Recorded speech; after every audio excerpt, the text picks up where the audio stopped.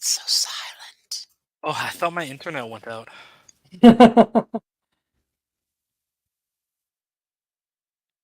Hey, can resubscribe?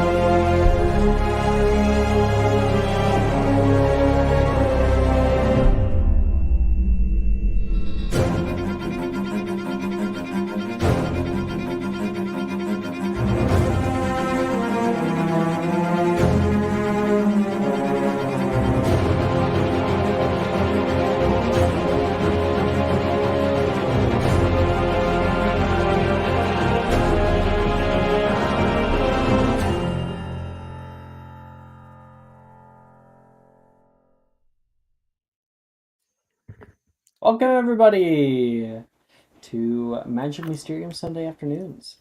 We are very, very happy to come back, especially after a crazy episode where the last episode we fought a dragon. Or rather, Beckett and Kane kind of got all wrapped up in that. It eventually came by.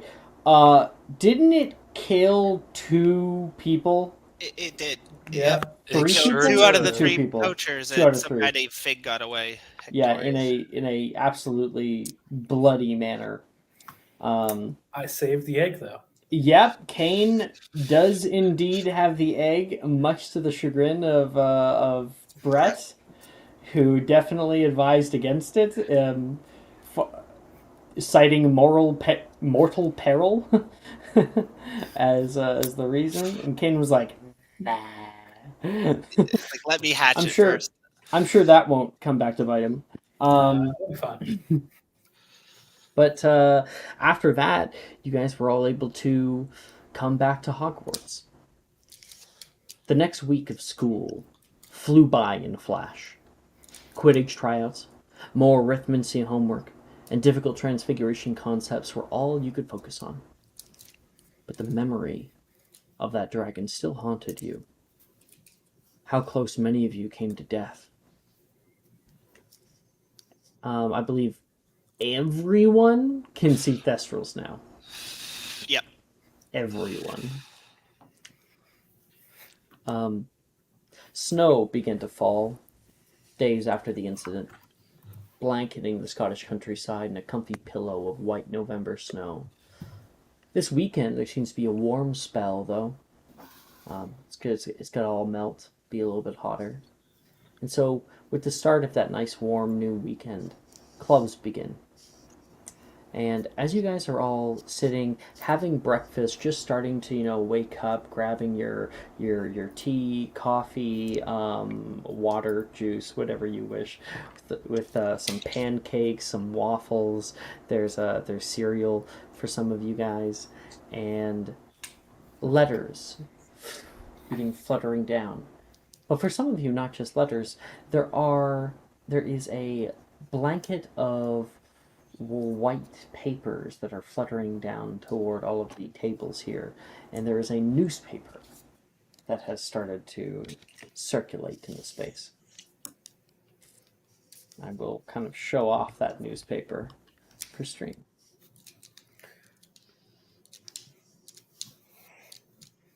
Here it is. Dragon! Ito's always in chat with that same energy, and I love it. And then, of course, Kane in chat doing his shit.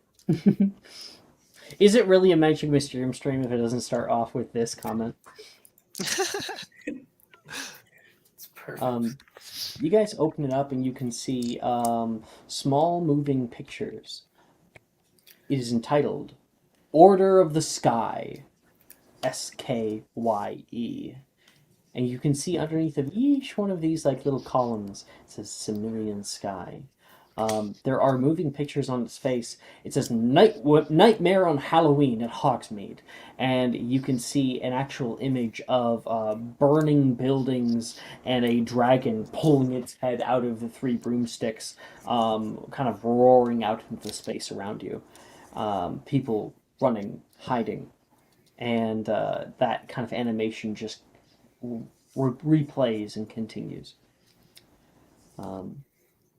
A new hero of Gryffindor has been born, of course, all about Kane Moss. You know what's funny? I thought you were saying that, Julian. You said Wilford? His name is Wilfred. It's all right. Typos. It's not. It's all only. good. It's only mistyped in real life. It's It's all right. canonical. I feel like that's Canonical. just how Sim would spell it. Sim actually thinks Sim has thought his name this whole time has been Wilford. Yep. It really has. Read it all over again, just misspelling people's names and don't care. Cursed Child No More, talking about Lennox Scamander and how he was cursed but he got removed by the Hogwarts staff. And who used the Sword of Gryffindor better? Was it Kane Moss or Harry Potter? I absolutely love this. And you can see Sim up at the front by the teachers. You can see McGonagall pick this up, kind of put her hands out as half moon spectacles appear on her face, and she I get under looks the down table. through them to read. I get under the table so she can't see me. She starts looking over some of the students, and Kane is not there. And you can see like a little, a little laugh from Professor Slughorn. Owls. Straight through the space. And for some of you, you guys get letters from home, from parents, from loved ones, from friends. And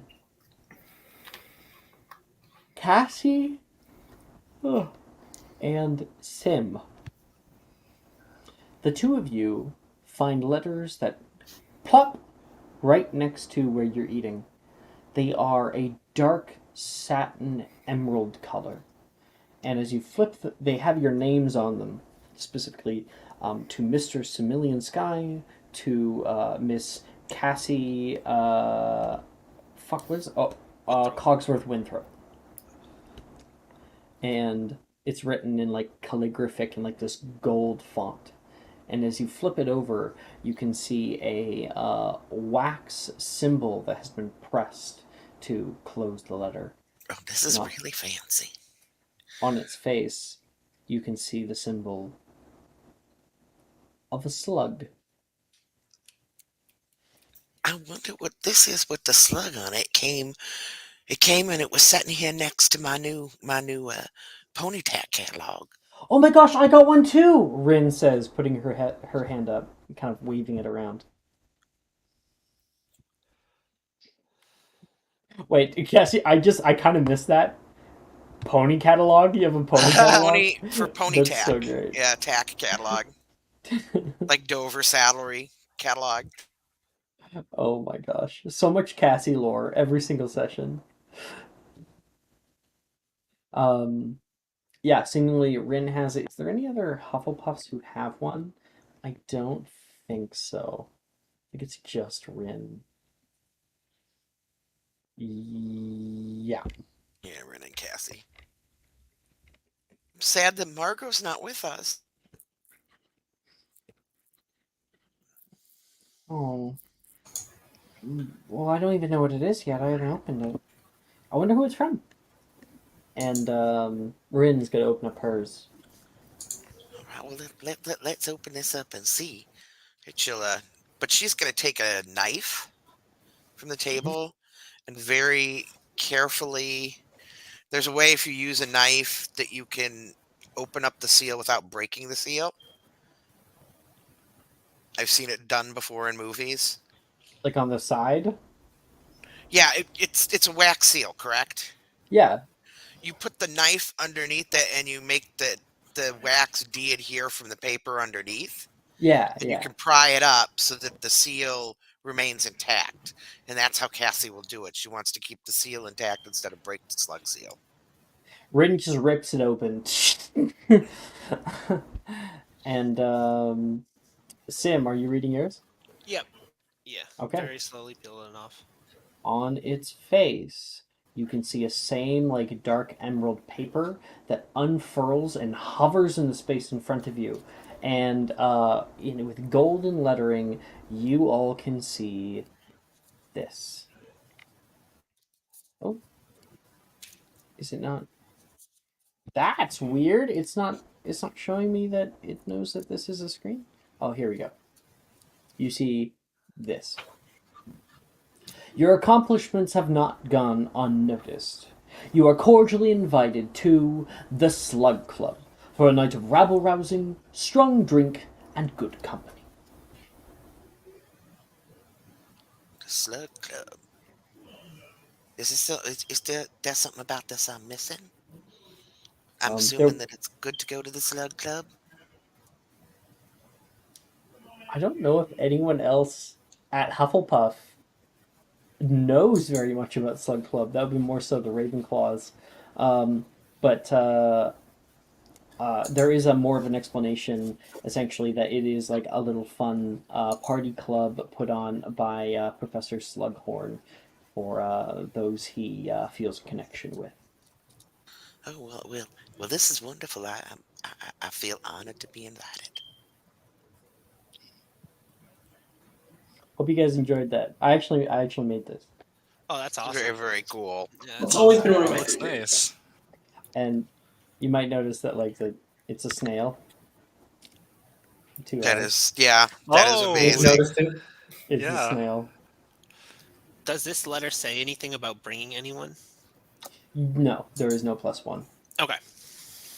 I'm not so certain about the strong drink part. Only if it's like some butterbeer or something.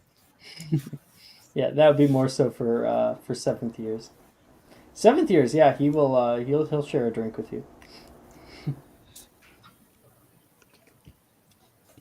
I wonder who else got invited, Ren. Wilfred, did you get invited? Invited to what? Obviously not. Invited to what? Morgan puts his hand out and like takes Rin's little letter, looks at it. Oh, the Slug Club. I heard about this. He hands it back. Slug Club? Sounds disgusting. I'm not invited. I just Sorry, wonder only if us it's cool anything people are invited, Rin says. I just wonder if it's anything like a pony club, But is the big snails and we ride on them? No. The Slug Club is put on by Professor Slughorn. I think normally we have like ice cream or something. I'm gonna dress up really nice.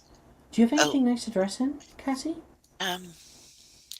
Well, yes. I have some party dresses I could wear. Oh, okay. If you wanted, we could always pick something out at Gladrex. That's possible too. Um. But Aunt Euphigenia made sure I had, something nice to wear. Oh, they're gonna have nice food, Macy says. Did you not get invited? No. I'll see if I can pocket something good for you and bring it home. You can see a sly little smile come over Macy's face. She's But she's happy by that. only if the food's worthy. I mean, if it's just standard fare, there's no reason bringing it back when you can get the same in the kitchen.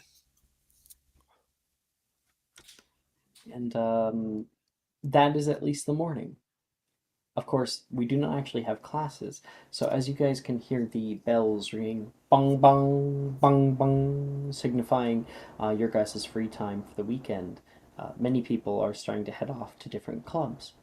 Is there any role play that we wish to do in the Great Hall here before we move on? I have one. I just want to go and figure out what Sim and Lennox are doing. So I'm gonna still just try and be as sneakily as possible and just stay under the tables so McGonagall can't see me and just pop up by Sim and try and scare him. See what he's doing. Make a stealth check, All right, let's go. and then Sim, make a charisma save. Rolling. Charisma? Oh no. Yeah, this is about being able to stop yourself from screaming. Oh wait, no. Actually, you automatically succeed. Never mind. I Still, do? we'll see. Yep. Oh, cool. Awesome. Where is my stealth again? All right, it's not terrible. Let me see.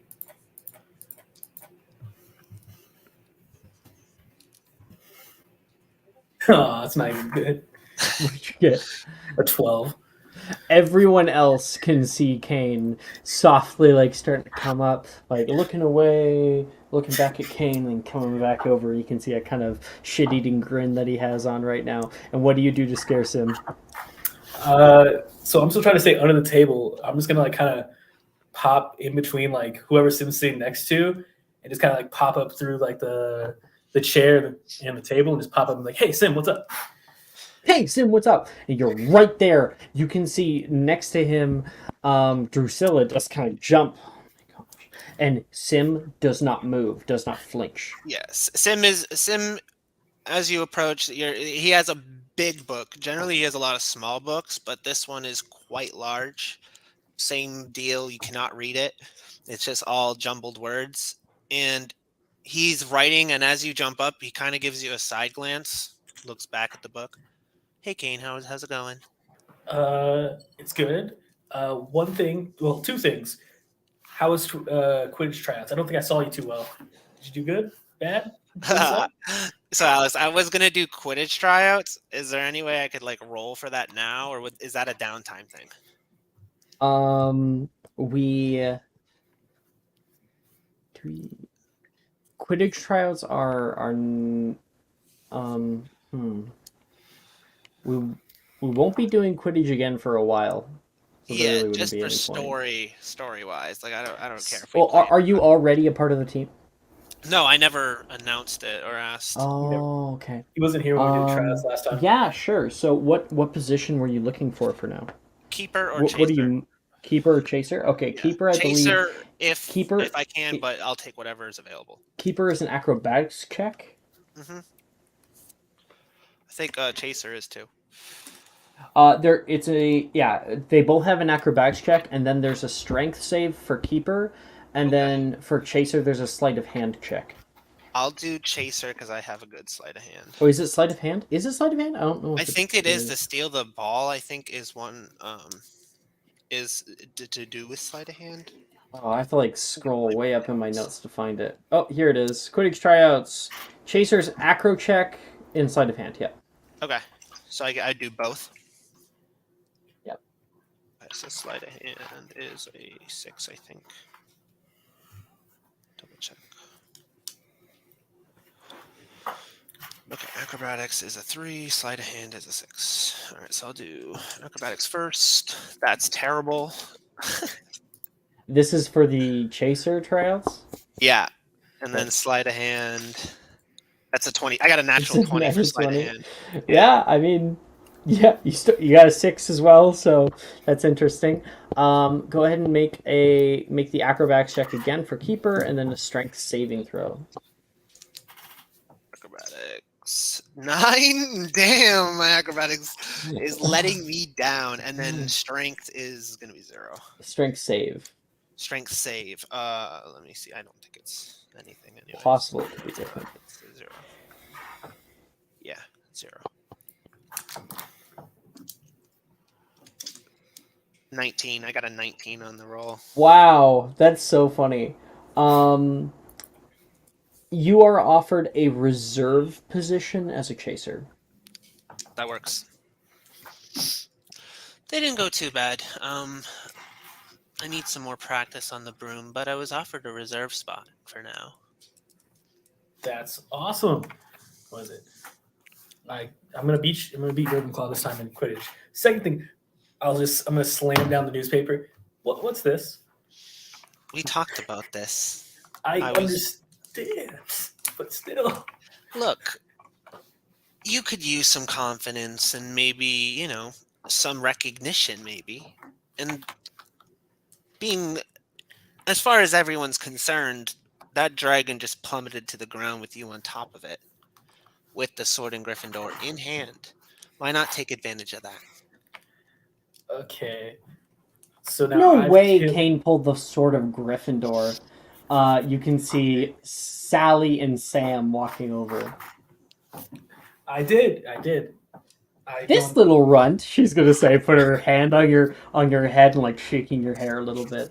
Go ask Okay. Wilfred. Mm, He I saw don't buy it, Sam says. I mean, Wilfred and Lennox both saw, and Wilfred. everyone there saw when I was riding the dragon. Hey, Wilfred. She's going to grab a piece of toast and just yuck it like a throwing star at the back of Wilfred's head. I'm just gonna say one thing. Prissy saw it, and if Prissy saw it, it happened. Was that Sam or Sally that threw that bread? That would be Sally. Oh, damn it! Sam's on the team with me. Damn it! All right. Mhm. And it kind of thwonks the back of Wilfred. Ow! What is your problem, Sally?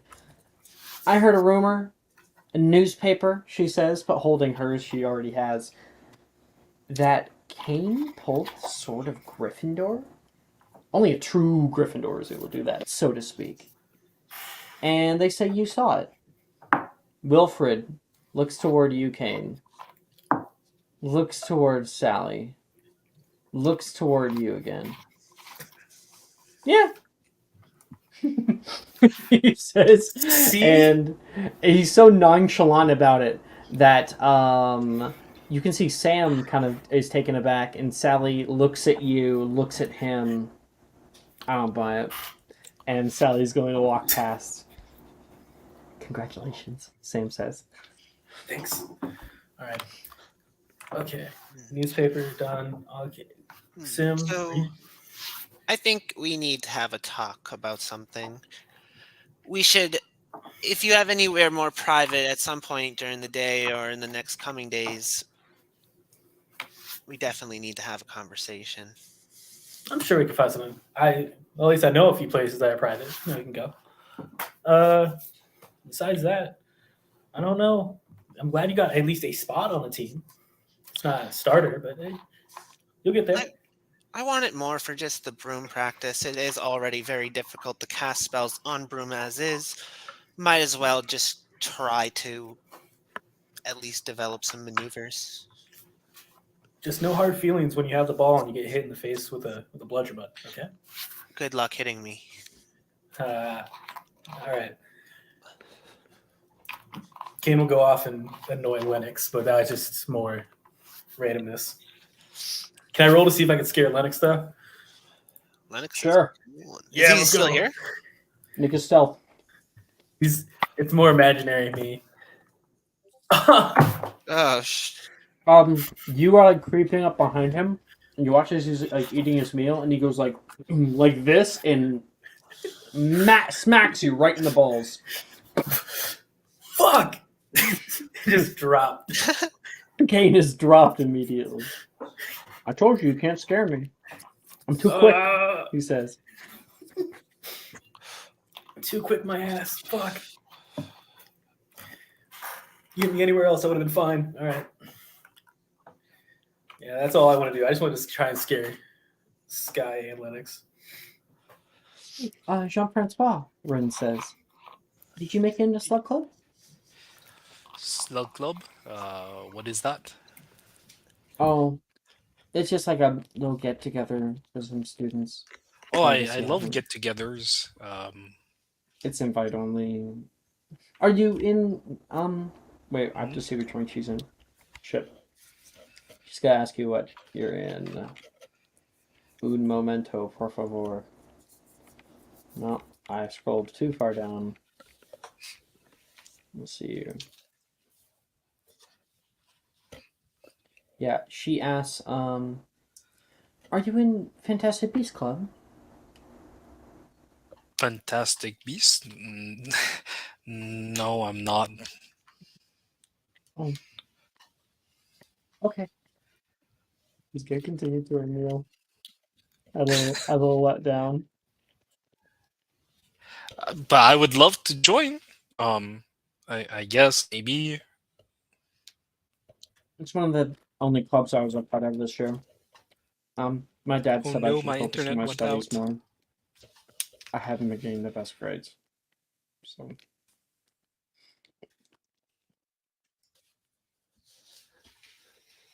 what clubs are you in?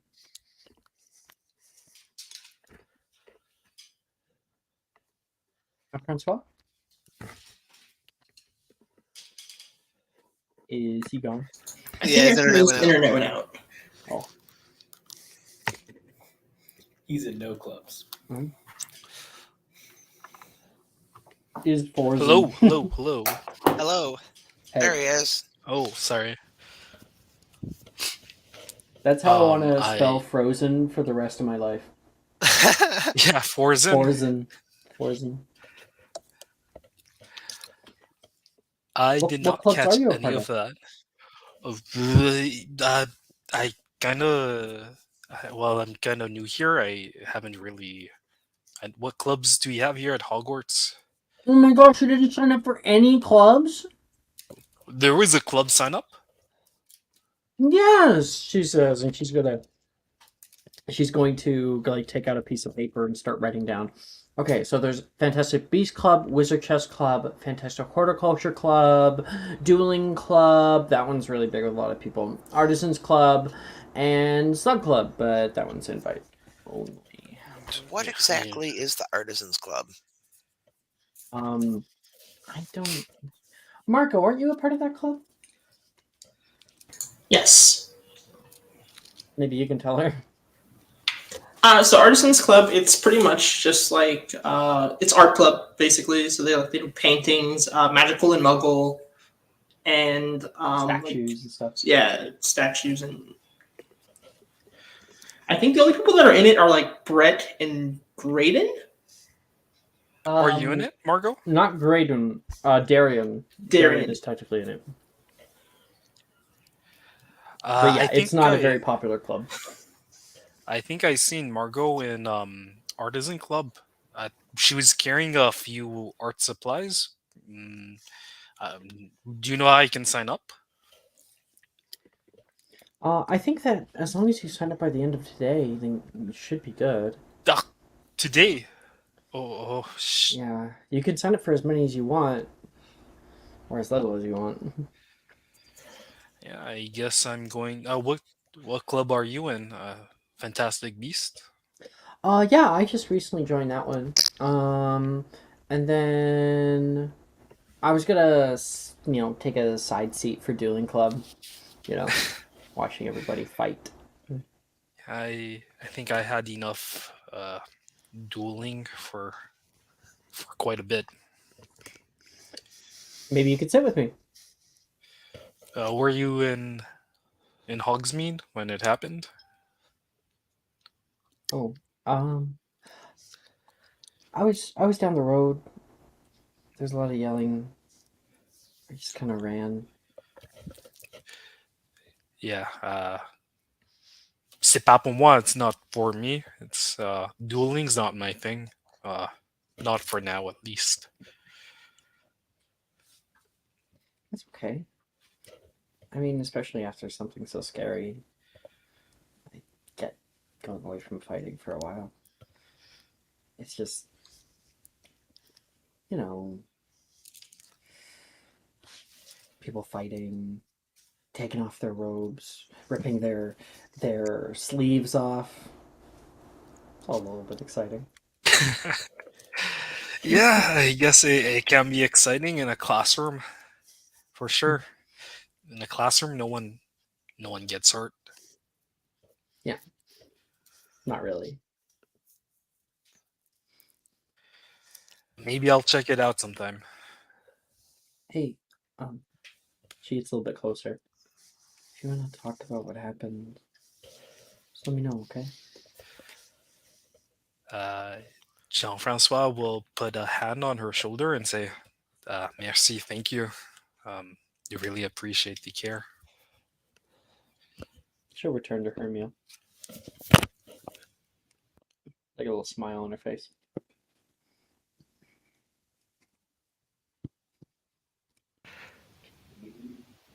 Um, coming over to the actually I think at the Ravenclaw table right now, um, Brett says, Drusilla, are you going to be in the art class, like the Artists Guild this year? No. Drusilla says. Oh, okay. I mean, you were pretty good at art class. Yeah, sure, but that was art class. Janice, what about you? I mean, it's always good to expand your mind in different ways. And Janice looks up. Thanks, but no thanks. Okay. Um. Oh, Saoirse? I have Quidditch practice at the time. Oh, okay. Billy, will you? And she says, "I'm so sorry, Brett. Um, I'm, I'm already doing Fantastic Beasts Club around that time, and I said that I would help Hagrid after." Oh, okay. I'll see you guys in a bit. Sim, are you in the art club? No, I've already signed up for 2 clubs. I'm sorry. Sure. He's a little dejected.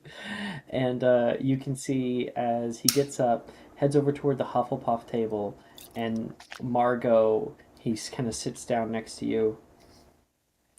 Please tell me that you haven't canceled the Artisans Guild. No, I mean, there aren't a lot of us, but we're still planning on doing it. Oh, good. Good. Everyone in my house doesn't seem too keen on it. Most people don't really get it, but it's calming. That's why the Hufflepuffs are fun. I'm a part of that club. You can hear behind you. Oh, yeah, cool. You can see Taylor has like turned around in her seat to like look at the two of you to tell you. And Brett is like, last year you made a painting that was just black. Yeah, I wanted to That's articulate the valid. That's depths of like the sea. it's the abnegation of space. And Brett looks at Cassie. You seem well versed. Are you joining the Artisans Guild, or maybe are you interested? Oh no, I sure am. Oh, sweet.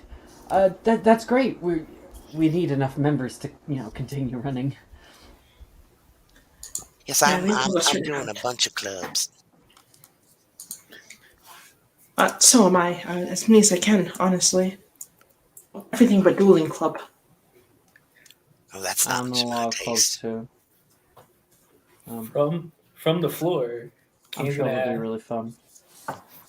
from the floor, can Kane sneak up and ask, does it have to just be paintings in No, Artisan Club? Kane, you can't sneak up on Mark. Oh my god. Margot Yeah. has the He's like alert. Is observant or alert. something. Yeah. Yeah, observant. Can't be surprised. Well, from the floor, Kane will ask, does it only have to be like art, like painting wise, or can it be any other art kind of stuff? What are like you doing music? down there? Taylor asks, seeing you on the floor, What are you doing up there? eating. Well, I'm just enjoying my time. I like how, I feel like Kane just pushes out from underneath the bench, like. Rolls out. um, No, it can be any art. All art is valid. So music can be too, I- right? the Artisans Guild. I think we do. We've done music before. Normally, it's for practical art. In some way, I like making clay sculptures sometimes. Interesting. Well, if music's allowed, I made one. We'd be happy to have you. Yay! All right, I go back under my bench. Kane's like conclusion. Yay! He slides back under. I don't know about that boy. Maybe his brain got a little singed by all that dragon fire. I agree with you, but he's always been like that. maybe it's just extra since he had the special sword and was riding on the back of some fire-breathing dragon that even scared Prissy. So who knows? Mark will just kind of shake her head. Out of game real quick, we did some research. If there's any Critical Role fans in here, Kane has the exact same intelligence as Grog. Oh, Yeah. Just for a reference. That's good to know. that explains You know, everything. I feel that. It explains it. It explains it. I I'm love smart, Critical Role. okay?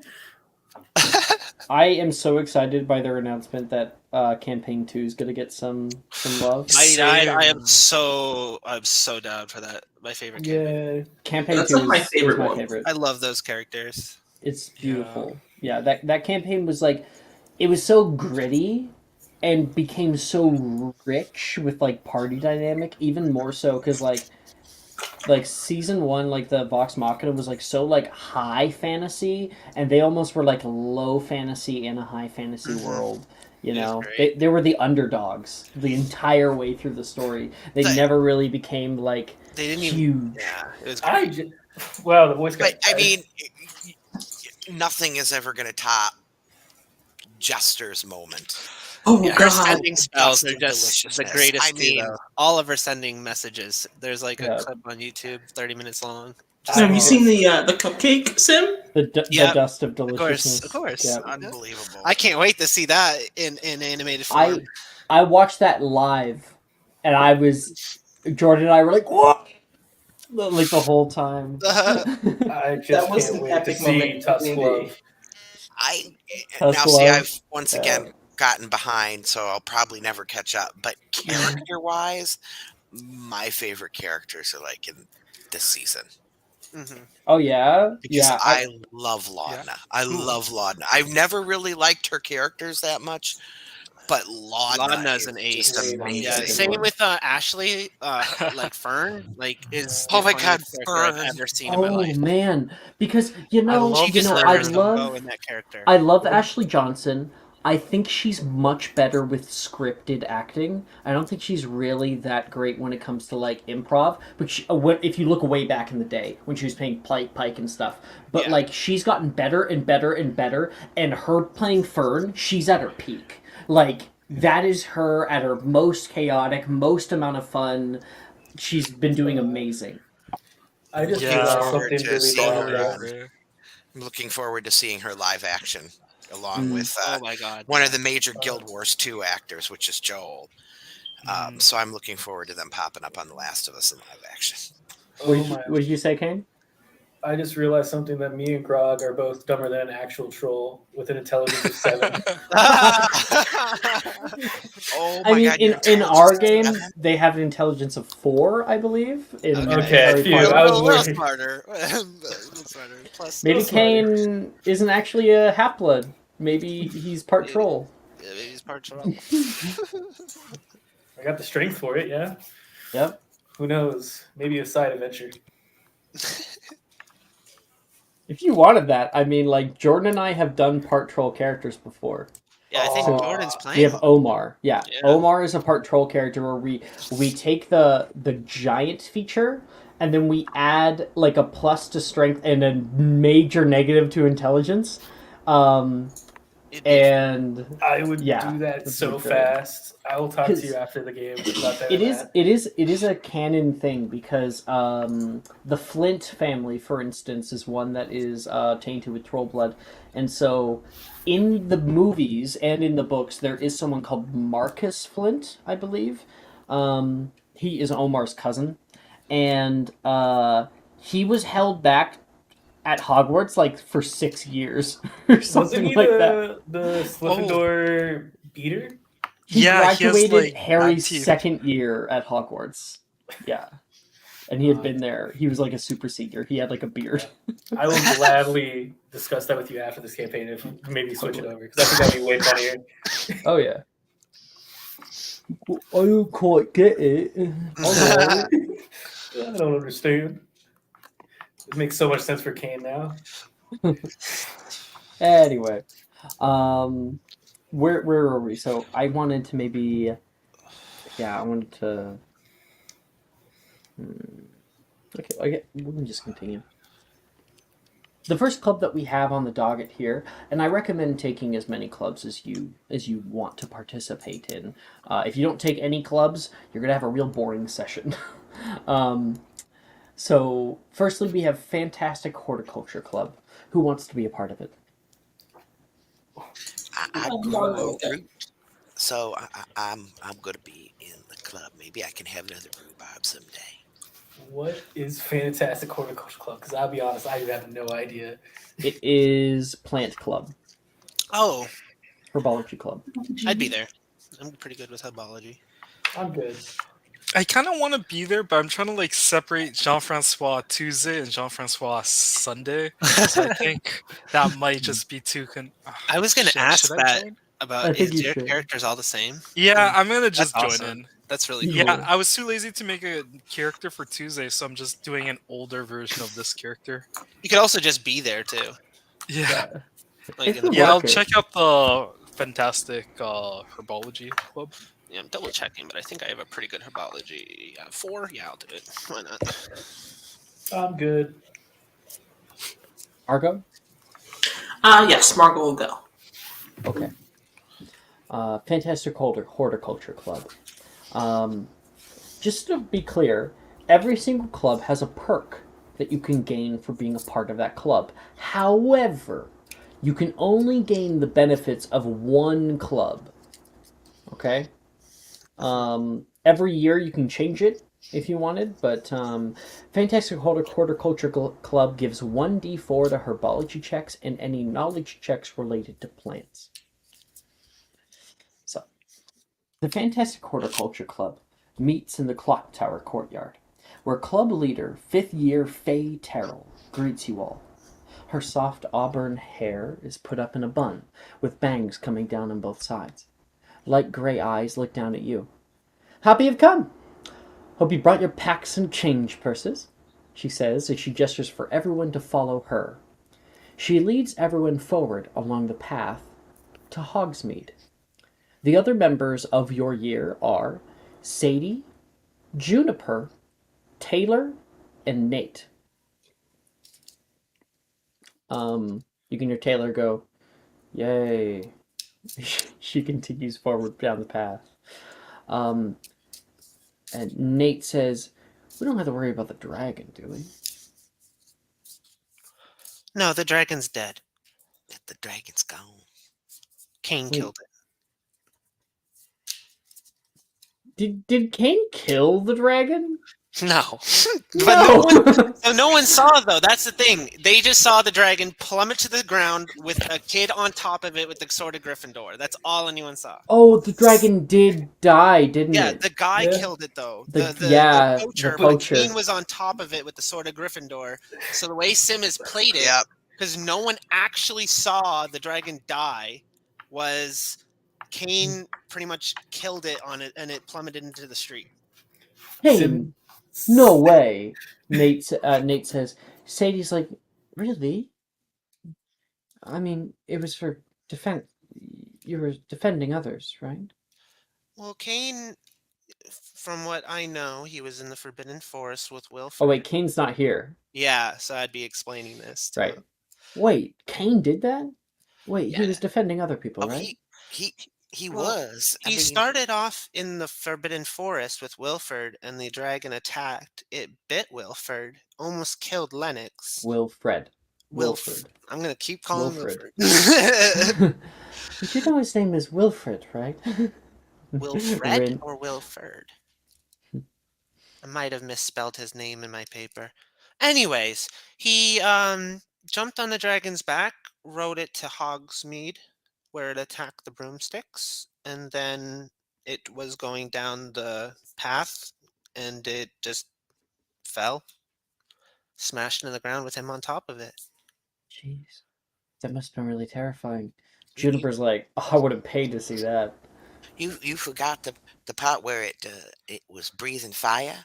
It had trapped people in the store, and Prissy and I ran in to the rescue, and we put out fires and healed people. And Yes, Cassie was very commendable. She saved Brett's life, probably.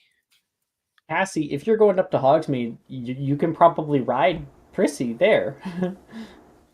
Oh, we should probably could. You can try, like, may as well give Prissy some time out of the stable and whatnot, you know? Exactly. So she'll have Yeah. Prissy, although Prissy might be side eyeing Hogsmeade, looking for that dragon. I don't know if I want to go back. You'll get over it. You Be like, guys don't worry, Prissy, walk there's up no the dragon hill, today. and through the forest here, the forest breaks, and you can see the clearing where, on the other side, the village of Hogsmeade sits. Many colorful shop fronts and dappled roofs. You can see scorch marks as you pass the three broomsticks. It definitely has seen better days. See, look, And there's where he was breathing fire. wow. Dogmeat and Deathcap is owned by a family friend of mine, Faye Terrell says. I've secured some space in Greenhouse 9 for us to cultivate what interests us. And as the store comes over the horizon here, Faye leads you all into this stuffy green store. She opens up the door and you guys can hear the bells chime. Ding, ding, ding, ding, ding. Hey, Ratty! She calls through the store, and you can hear someone from the back respond back. Faye! I'll be right over. Feel free to look around. Sure thing. Alright, guys. Go nuts. She says as people begin to look over their stocks of plants, clippings, and seeds. And I am going to send everybody. We're in a store right now. You are in Dogweed and Deathcap. Is this is this a store with a particular moth's head in it? No, they sell plant Damn. materials. Okay. Yeah. So I just sent everybody a link to the category of all known plants in the Harry Potter universe, and while some of the more like legendary type of shit isn't available, like such as the Niffler's Fancy and whatnot, most of this is. So you guys can choose what you want to grow. Some interesting things might include, just to tickle your fancy, but you can look through it, is Molly. Molly has the ability to counteract enchantments when eaten. There is fanged geraniums. There is Holy. venomous tentaculas, Chinese chomping cabbages, shrivel figs. There is bouncing bulbs. There is fire seeds. There is flitterbloom starters, gillyweed starters, and the most expensive thing they have in the store is a whomping willow sapling. Oh, and you have to buy this stuff? You do have to buy it. If Oh, you're just no. buying seeds, normally it's not much. It's going to be like Oh, I a have no few money. nuts or sickles. I got zero. Damn, they got Molly in here? Shoot. It's not Pop and Molly, okay.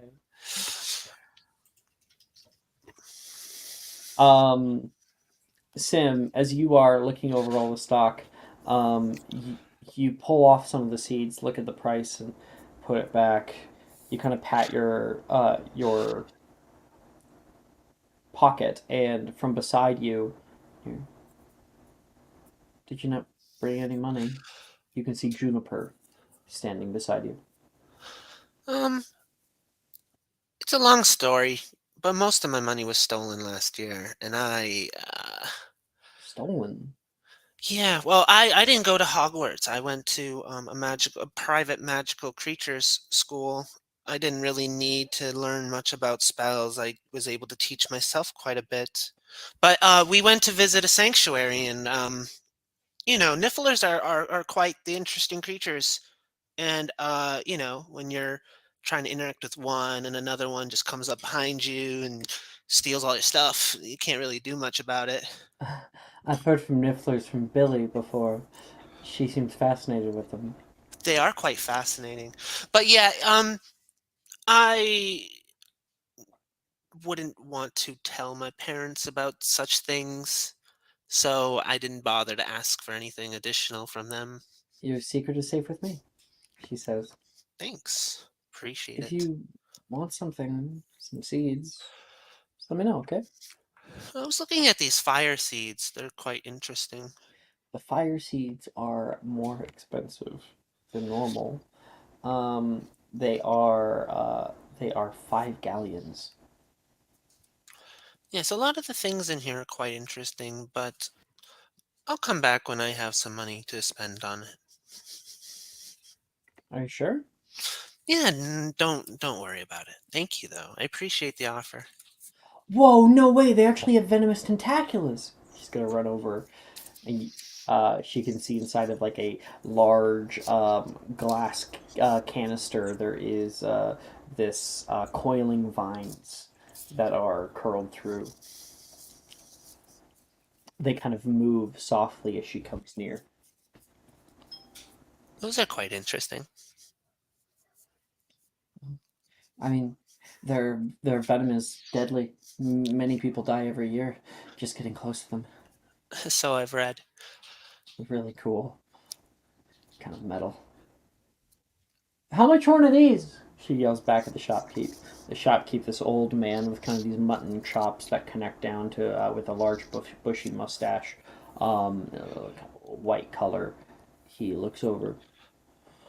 Oh, those are only a few seeds, already at least a galleon or two. I'll take it, she says.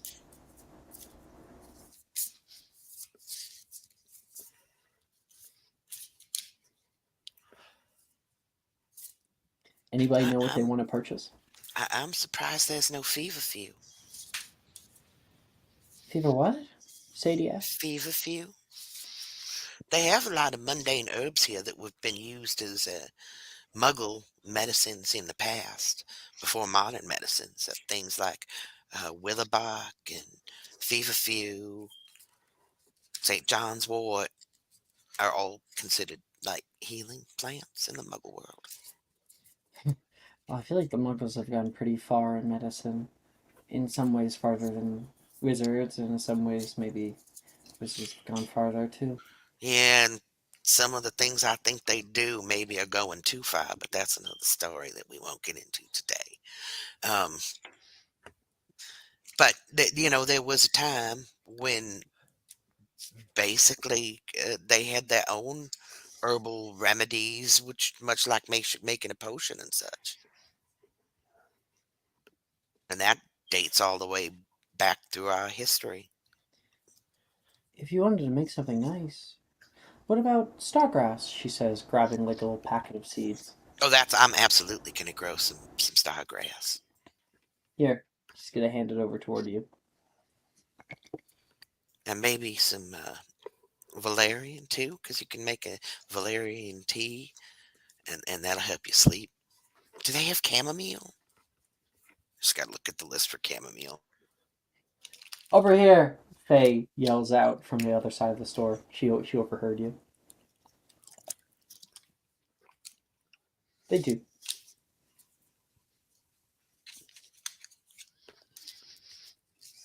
Um, Jean Francois, do you know what you want to make? Yeah. So while everybody is looking at what plants to be getting, Jean-Francois is kind of distracted. He's staring out at the window of the shop, looking towards Hogsmeade. Okay. You can feel the breeze flowing. You can hear something in the background. Okay, You're okay. you're right across Je- Nursery Room 6 too. Yeah. Just down the street. He's Jean-Francois, doing a grounding exercise. Jean-Francois, you're breathing. We'll go down. We'll go down. Are you okay? are you all right, Jean-Francois? Yeah. I'm looking. And he looks at what is the nearest seed that is right beside him, like The by his nearest hand. seed is spleenwort. I was really thinking about the spleenwort. Spleenwort. Yeah. You're What are sweating. you guys growing? You know what? It is perfectly okay to be nervous looking over at that place because something bad happened there. So it's completely okay to have feelings about it. Yeah, yeah. I mean, It's yeah, you'll be okay. slowly getting better. I'm. What are you guys? What plants are you guys making or growing? Nothing at the moment. I don't have anything to spend on. Well, I want to grow stargrass, of course, and maybe some chamomile and some valerian and a rose if I have the money for it. Are you going to make tea? With the chamomile, yes, because it'll help put me to sleep and settle my mind down on nights Yeah, when my but mind's just a whirring. Cassie, we could just ask the house elves for some chamomile if you want. That's I'm not sure the we have. purpose. It's more of growing it. It's yourself. It just makes it taste a little better. The It's fresh like ingredients make for better ingredients when it comes to potion making. You can make exceptional potions even easier. not only that, but I don't know. I really enjoyed the process of raising rhubarb. Unfortunately, I had to, Mm. had to harvest him eventually, but I really liked growing a plant up and talking to it and making it feel happy and comforted and well cared for. Wait, you talk to plants too? Juniper says. Oh, absolutely. With rhubarb, and I had to plant him. I rocked him like a little baby. Cool. I'm not the only one, she says. Well, And Sim, what? I'm sorry. What plant are you looking to get? I have some plans for maybe the future, but I'm running a little dry these days, so I'm probably just gonna browse. But Cass, if when your tea is ready, please let me know. It does remind me of home. Oh, absolutely. I'll be happy to brew you a cup. Jean Francois wants to discreetly buy a pack of seeds for stargrass. Two stargrass. You're gonna grab some stargrass as well, Yeah, Jean Francois. So you said. yeah. Okay. And Margot, were you here? Yes, she's grabbing moonseed. Moonseed. Okay. So let's find this.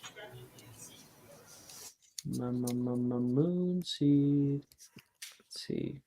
Flowering plant. Oh, native to eastern North America. Seeds resemble a crescent moon.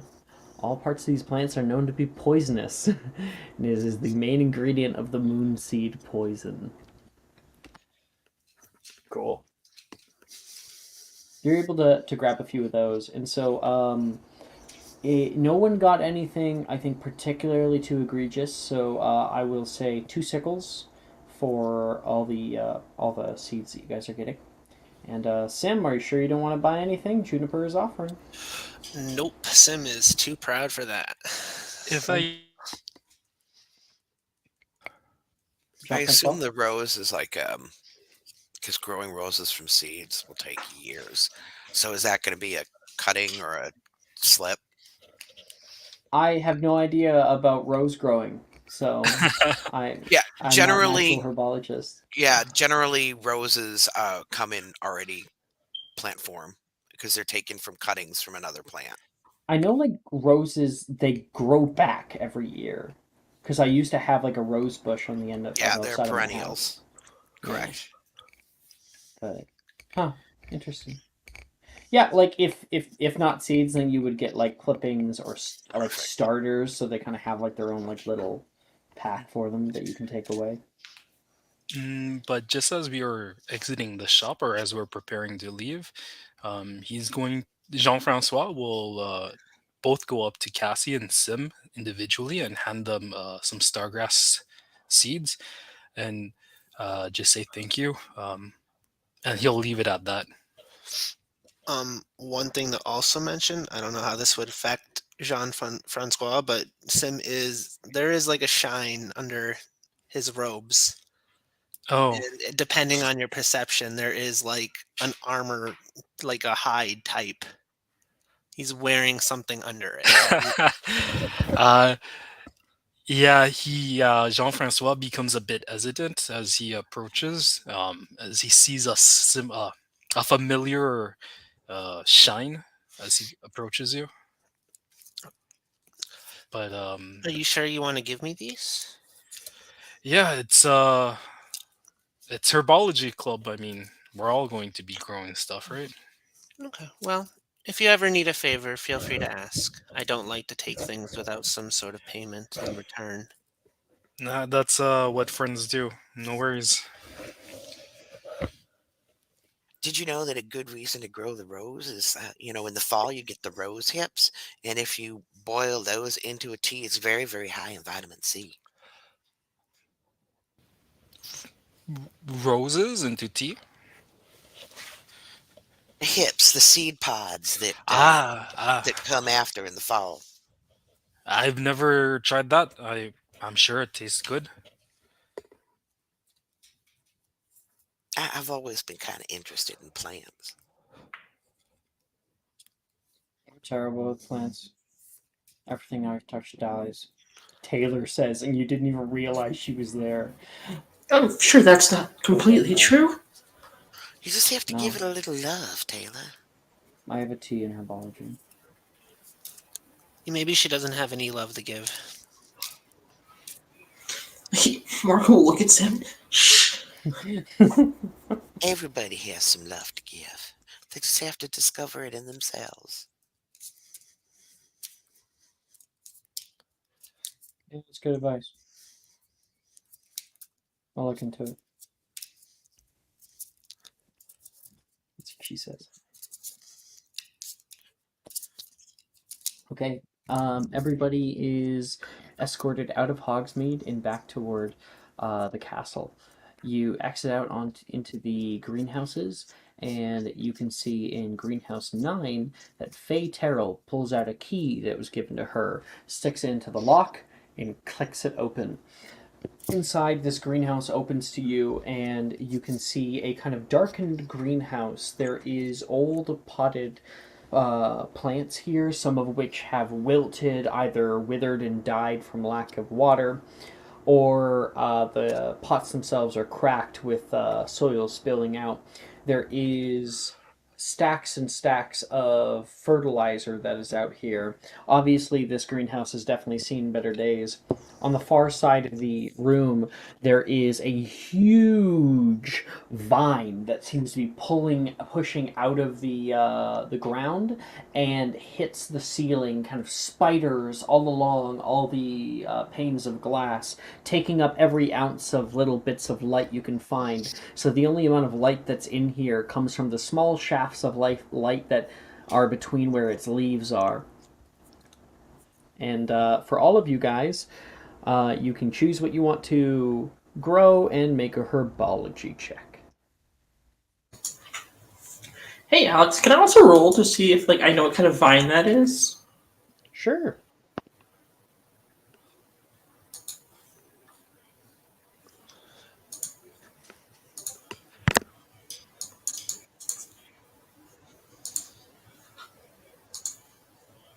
Uh,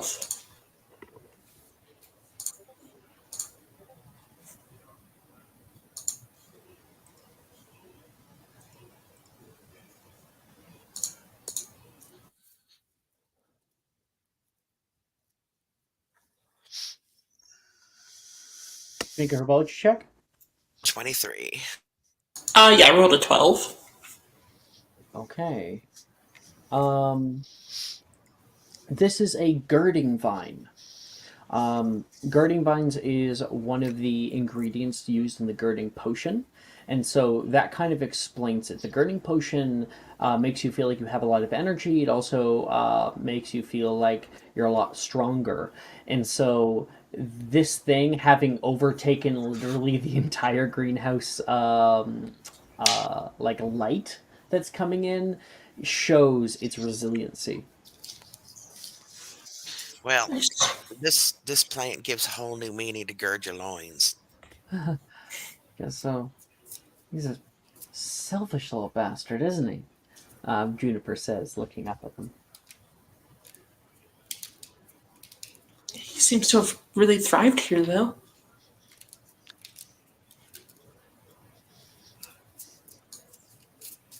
And Juniper gives gives kind of a nod at that. I think we're gonna have to take him down a peg if we're gonna actually get something done. And she's immediately going to reach up and start grabbing and ripping down pieces of the vine. Now, Mr. Vine, you're just gonna have to make room for some new friends here. Yeah, you have to share with the rest of us, she says.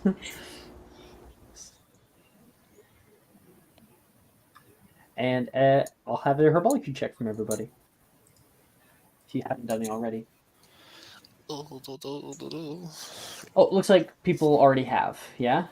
I So, I'll do it now. 4. Right, yeah. so Margot, I got a 6. Nice. what did you get? The 13 is for my actual plant. Okay. And that is Moonseed. Moonseed. Yeah. And then Cassie and Jean-Francois are doing Stargrass. Yeah, she's doing like 4, but Yep. do you want 4 different roles?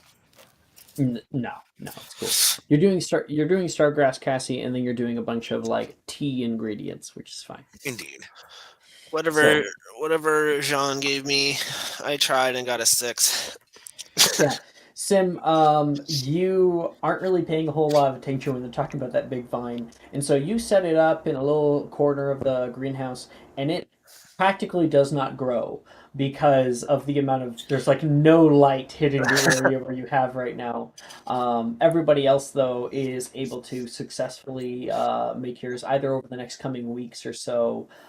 Your stuff begins to grow. Cassie, your Stargrass is particularly okay quality. And you are able to create a mass of different kinds of herbs that you can use in not in potions, in teas. Excellent. I think like valerian gets used in a couple of potions, but yeah, they all have curative properties like in a real world application. How do you know this, Cassie? I've always been interested in like herbal remedies. Yeah? So yeah, it's always been like kind of an interest of mine in real life. Cool. That's cool. I just never thought I'd get to apply it to D&D, so that kind of makes it really nifty. But when I started Yes, seeing, I do everything. seeing a lot of what Muggle herbs, basically, I was like, yeah, I could have fun with this. Who is in Wizard Chess Club? Margot would go.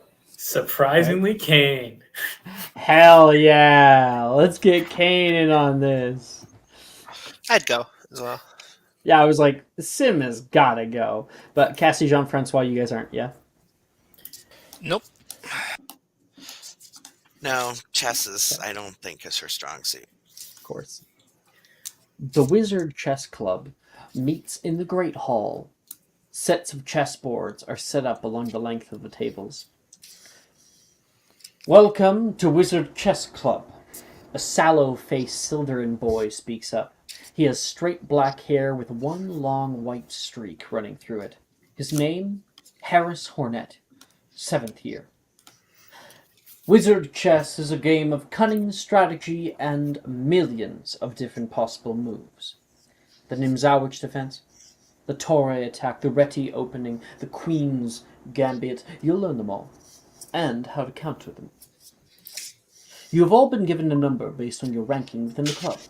Those of you who are new will gain your ranking today. Find a partner of equal or lesser rank and we will begin, he says. And people start to move off. So, Is for this those based who off are new, intelligence? it is in investigation checks Ooh, I'm to play good the at game. those. Okay. Yes, I would challenge someone probably of a higher rank. Did he Well, say you can. You have the rank of 0. Oh, okay. Okay, never Yeah. mind. Kane, what did you say? those names sound really complicated? The Nimzowich defense, the Torre attack. I don't Yeah, know what's Kate's just happening. sitting there like, what? I would So the other members of your year are Reese, Janice, Nolan, Drusilla, Delilah, Morgan, and Taylor. And I of course, so each thought other. Brett was here. Brett is not here. I fully challenge Nolan because I don't know. I need to challenge I have somebody. to ask this You're like the now. blind kid. Maybe then I can That's win. the one. I do have to ask this now. Is Taylor just in every club? That's like her thing. I thought so. I like to imagine that like we have a cutback and like a montage of like just a few seconds clip of every single club, and Taylor is in the same place in every frame in every single club. For like that photo in the yearbook, Taylor's always in like that top right corner. Yes, thank you. She's just kind of the Wednesday Addams of Hogwarts. Just give me a Kind swimming of. pool and I'll be Kind good. of. I don't. Uh, I Taylor is a cool character. Yeah, if you get the chance, I definitely recommend diving into that whole story. think I can beat the blind kid. I see what you did there, Alex. Thank you, Marco. So, Kane's going to Nolan. Margot, Sim?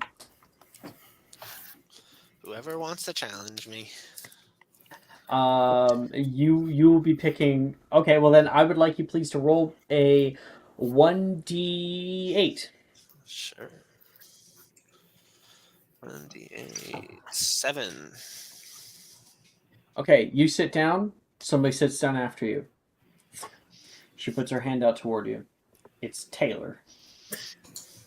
Why? I've never played this before in my life. I've only watched it. I guess we're evenly matched. And Margot, you sit Roll down a 6. with Morgan. Oh, hey Margot, sit with me. Sit with me. Of course, absolutely. I'm not very good at Wizard's Chess, but I had nothing else to do, so. I played it a few different times. I just like to have fun, you know. Same. And let's start with Kane. Okay. Okay, so the wait. I'm gonna quickly put on the little duel music just for fun. Your move. You guys, you sit across from Nolan. As you sit down, he says, "Kane." Hey, Nolan. I haven't played this before, but I figured you could probably teach me. I could probably teach you a thing or two. All right.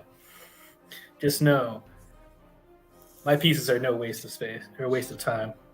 They're gonna win. Don't worry. He puts his hand out, and in his hand he's holding two pieces. Dark or light? I'll take dark. You can take that one, place it down, and all of your pieces go from gray to black. And he places his down. All of his pieces go from gray to white. Okay. And the way that Wizard Chess works is that it's going to be 3 investigation checks, or possibly more. You have to succeed 3 times. So it's going to be a contest between the two of you. Okay. Okay. Wizard Chess Club does give 1d4 to investigation checks when thinking critically, but of course you can only gain 1 perk from from all of the clubs. I will not be taking this perk from this class. Okay, so let's go. Roll for the opening move. Go, That is horse! a natural 20. At a 4.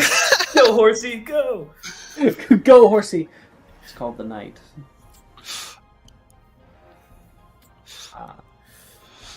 I think you mean to put Knight to B4.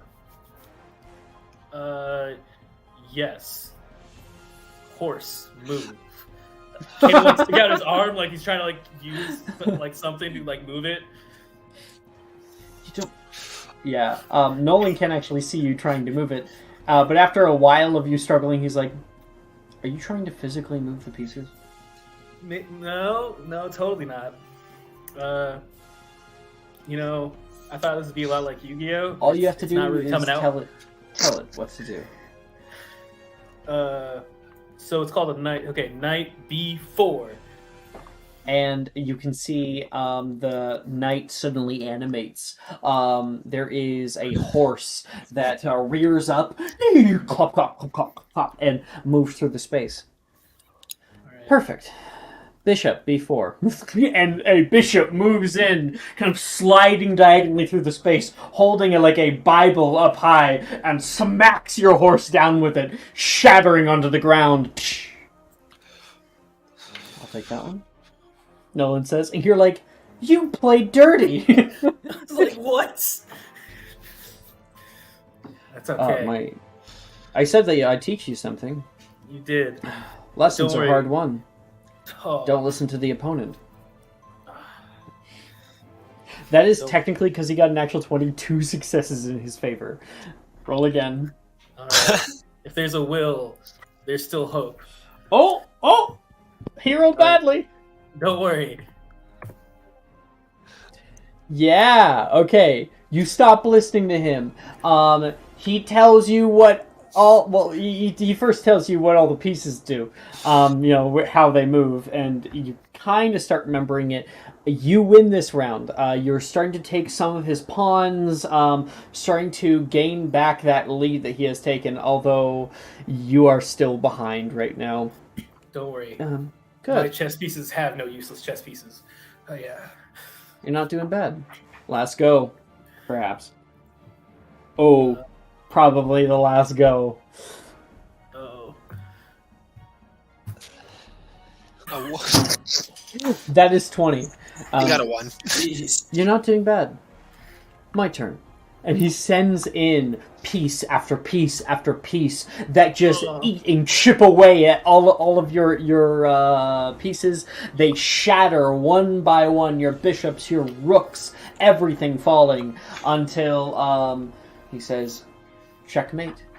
And you watch as a final lance is plunged through the heart of your royalty, and they come crashing down to the earth. So I imagine this room's still kind of quiet, but Kane immediately just yells, "No!"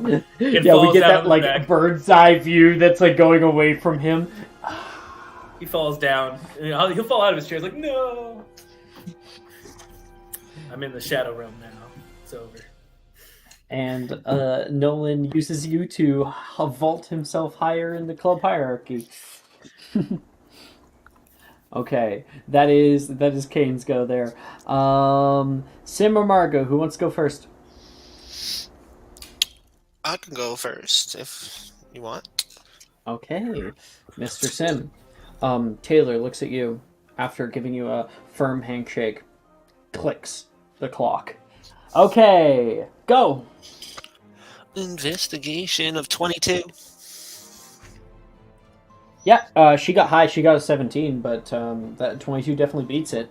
So, using that 22, the two of you are trading pieces back and forth. She's not a bad player, but there are definitely chinks in her armor. Things that you're able to exploit moving forward. Oh. I didn't see that. She says, looking down. You see her brow furrow slightly. Next roll. 25. Yeah. One wrong move on her side brings the game to an absolute halt. She is pushed off into a corner, unsure what to do. Last one, probably. Yeah, and Sim looks Ooh. unfazed. Right.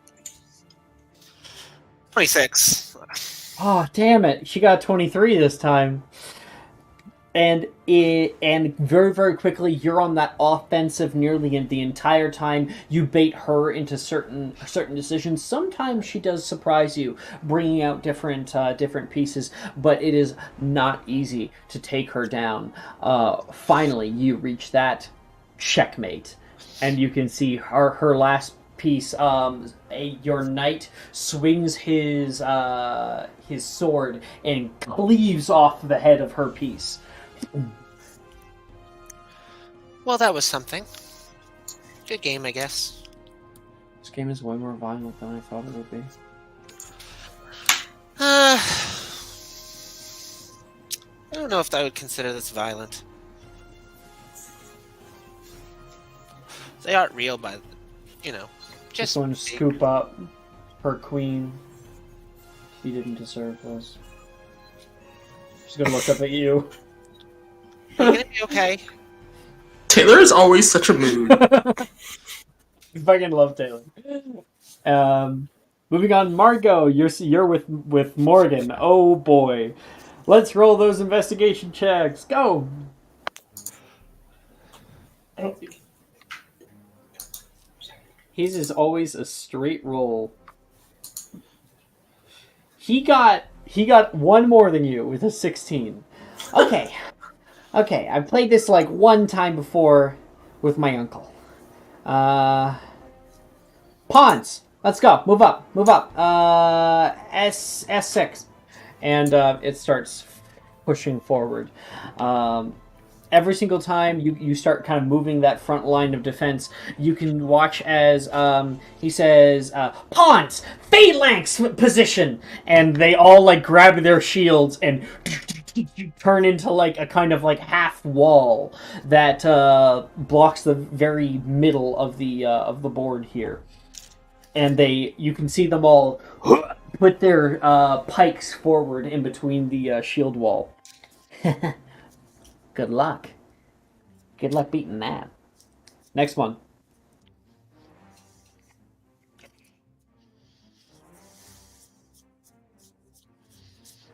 Oh no. He got a 6. You got a natural 1. You're like, oh yeah, well this should be easy, right? I mean, I have my bishop right in there, and the moment that you call for him to go diagonally into the space and knock out one of those pawns in the phalanx position, you watch as completely circumventing any of the rules of chess. This isn't chess, this is wizard chess. And the phalanx position, all of the pikes come shooting upward toward your piece, striking it through the heart. Why? It says, looking up toward you, and you're like, I'm so sorry. You can see him shatter into 1,000 pieces. Phalanx position worked! What were you saying, Margot? Oh, I was apologizing to the pieces. I'm so sorry. I don't think I know how this game works, really. It's a lot different. Muggle chess. History is written by the winners! Morgan is beginning to become inflated with the amount of victory he is receiving. Okay, last one, maybe. Oh, probably not. Let's see. Nope. I got an 11, maybe. Okay, so Margot, don't think of this as chess anymore. Think of this as more like Warhammer. More like using your pieces in a creative way. You and Morgan have gone off the rails. He rolled a 2. So, what do you do to overcome his phalanx position? Anything. Be creative. Yeah, Margot's gonna go rooks, just attack, and like she's gonna have her rooks just like rush forward, clearing all the pieces in their path. So the rooks are like these like little towers. You can see these what the fuck is it called? Like archers pop out the top. You watch as they pull out arrows and start sending off a volley of arrows. You see like a like the English longbow, just that kind of cloud of arrows coming their way. And your rooks go flying off in that direction, and then pushing forward, they slam into the side of the pawns as his front line, and you see even one of his knights is overtaken by the arrows that pin them down into the ground and shatter them into tiny little clay pieces. No!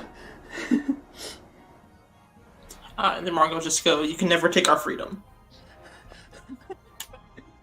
You can take our liberty, but you can never take freedom. Okay, next roll. We got 2 successes for Morgan, 1 success for you. Ooh, Oh my gosh, that's 20. probably going to be a second success for you. Yes. Whoa! Natural 20, yeah. You win!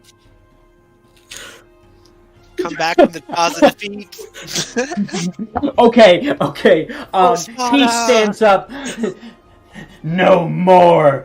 And he says, "Bring out the Berserker!" And you can watch as the king puts his arms out like this, and a few of the leftover pawns come by, like strapping armor onto him, and you watch as this large beast comes stomping into the area in front of you. You can see your pieces looking back to you for reassurance, unsure what to do, and what do they do to overcome this guy as he pulls out some kind of Dark Souls-like halberd.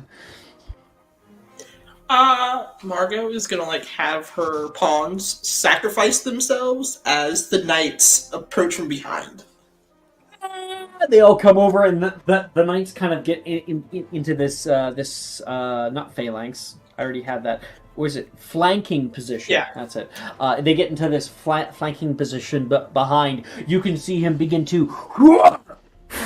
And you watch as he comes down with that halberd, creating a small crater on the chessboard piece, and different pawns go flying in different directions.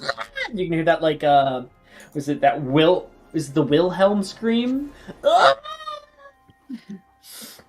You guys know what I'm talking about in filmmaking? Yeah. It's like that one scream that's in everything. Yeah, I know. It's called the Wilhelm scream. Yeah. I didn't know the name of it. And from behind your knights, you can see as one knight places down his longsword, and you can see the horse clop up, placing a step onto the longsword. The one knight vaults him up into the sky, and this horse flying through the sky comes down. You can see the king put up his head to view the knight as he comes down with his sword and plunges it straight through the eye socket of the helmet that he has on. You watch as that knight, that horse hits the ground, shattering, but that knight is currently standing on top of the king. The king goes down onto one knee and shatters. The knight turns around, pointing his sword toward the queen, and checkmate. A warrior's death. You can see Morgan is absolutely flabbergasted. He is left speechless as he looks down at the wreckage of what once was a mighty army. Margot was gonna smile. She's gonna go, "I guess history really is made by the winners." You bastard, he says, looking at you. Harris Hornet, the club captain, comes over. I don't know what that was, but it was not wizard chess. Neither one of you moves up in rank. 0. Morgan's like, "Yeah, what do you know?" I think that was pretty awesome. We should do this more often. Definitely. Yeah, we'll make our own wizard chess club with blackjack and hookers. It's a future idea. That was great. I could see 7th-year Morgan doing something like that. Definitely. Oh, that's the Crumble Cup Club. Oh god. I don't think Kane even got up. I think Kane went down. He went to negative points. Yeah. Okay. Sim, you gain the rank. The higher the number, the better. It's between 0 to 100, and you got a 74 for yours. Meanwhile, Kane got a 3, and Margot's gone. Okay. Margot got a 0. I'm better than Margaret. Oh, let's go. I think I would have won if I played Morgan.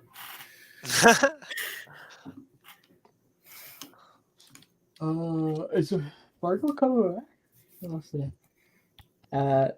Margot. I think your internet Oh, just Mara's died. here.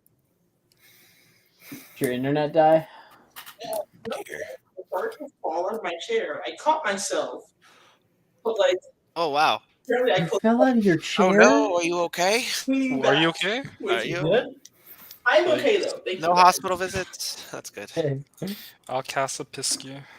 Yeah. Pisky. Jean-Francois Gaspinski. Take a Wicked Well potion. That's not how that works. Yeah, we were playing Hogwarts Legacy on opening day, right? And Mike said the Wiggenweld potion actually isn't in the books.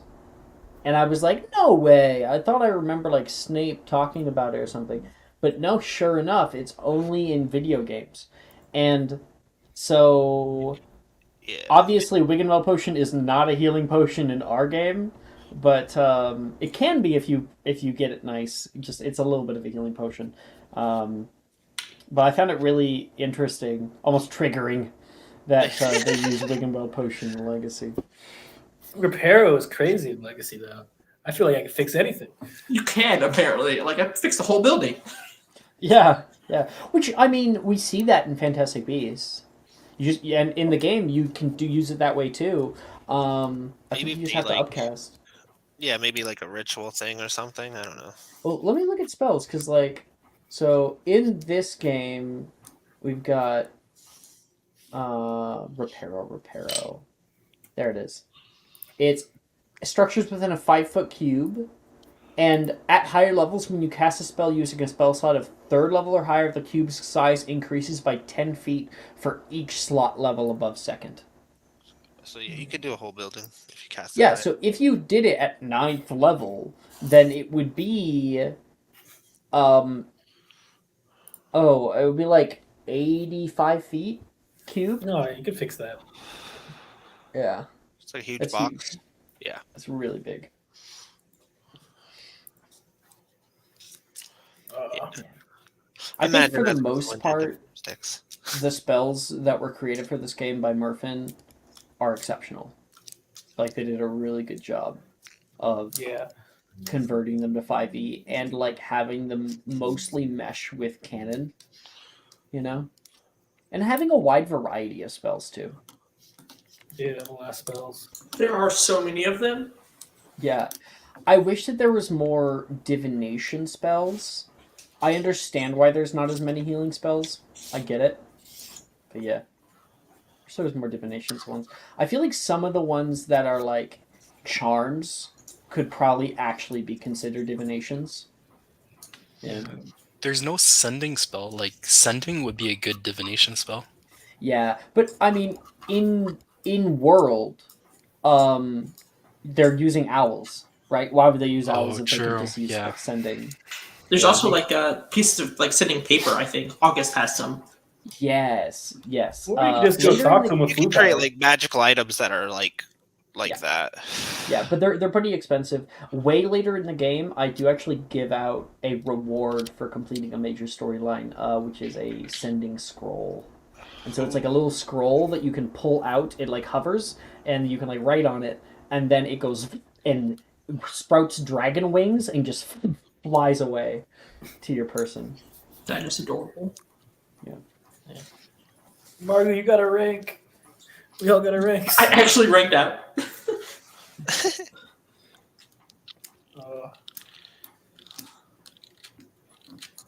Oh, right. Who is in Fantastic Beast Club? Kane is in that club. I'm there. And Marco will go.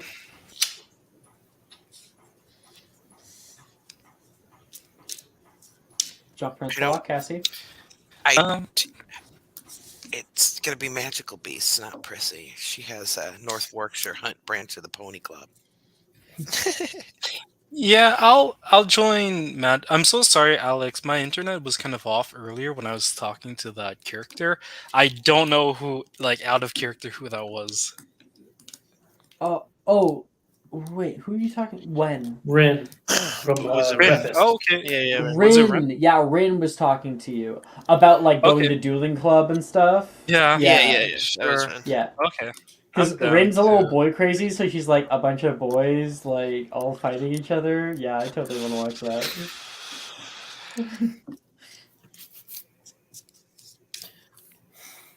Oh Okay. yeah, but Jean-Francois is gonna join Beasts.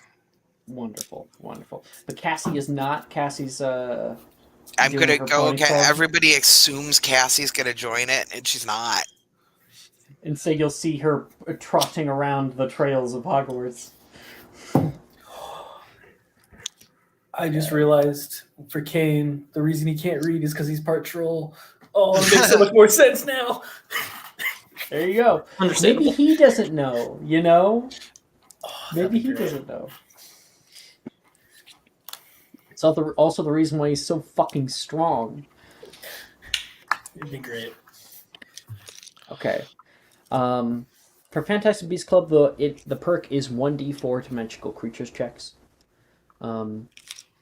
Fantastic Beasts Club today required a swimsuit as they all meet down past the groundskeeper's hut, out by where the ground slopes down toward the lake. Down here, all the willows droop down and kiss the face of the lake. I yawn. You catch a few fish, jump and splash nearby, as the club president gathers everyone together under one of the nearby trees. Greetings to all the new and old faces today. For those of you who don't know me, I go by Brennus. The Hufflepuff in 5th year says, brushing their brunette hair out of their eyes with a kind of toothy grin. This year, we're going to study the creatures that inhabit our very own Black Lake. Got merfolk, grandulas, giant chiz-purfles, and of course, the giant squid, should they make an appearance. Well, let's get in, they say, immediately unbuttoning their shirt and revealing a swimsuit that they had underneath. And many Are people you- start doing the same. Are you related to the magical history teacher? The magic history teacher? You know, the ghost teacher. Professor Binns, not that I know of. Why? You remind me of him. Oh God. I knew where that was You going. can see Brenneth like squint their eyes, questioning right now. They're kind of like slowly doing their buttons slower than normal, and then kind of shrugs and returns. The other people of your year that are here is Billy, Brett, Macy, Darcy, Rin, and, of course, Taylor. I feel like though if Taylor wasn't in every club, she'd definitely be in this one. Oh, definitely. Billy looks around at everyone just kind of like getting out of their clothes, having something on underneath, and she goes, Brenneth, hello, what was your name? You can just call me Billy.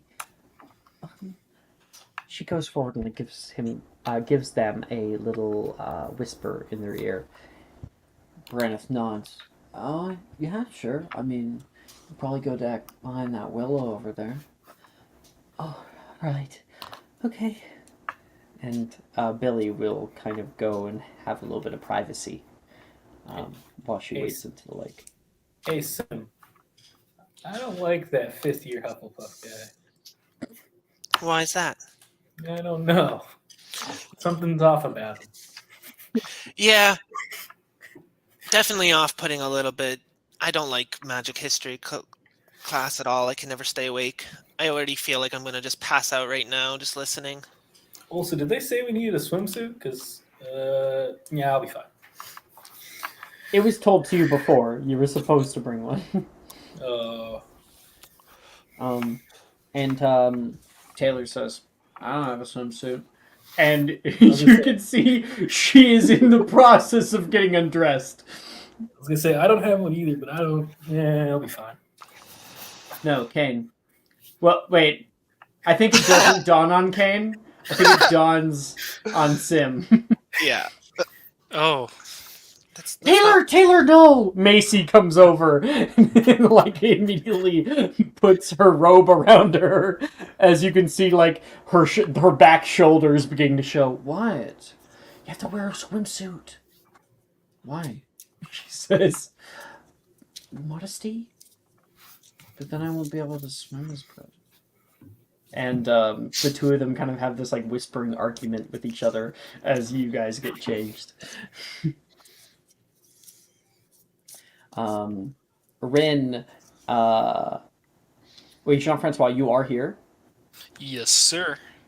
Okay, Jean-Francois, you're just starting to like get off your pants right now. You have your shorts on underneath, and you can see Rin fly by in this like kind of bright pink and black two piece, and she's like, "Race you in, woo!" and jumps up and just like sploosh with a large cannonball into the water. Jean-Francois shreds his clothes off, and underneath his pants is swim trunks that kind of just go up to his knees, and he's running after Rin and goes into a cannonball as well.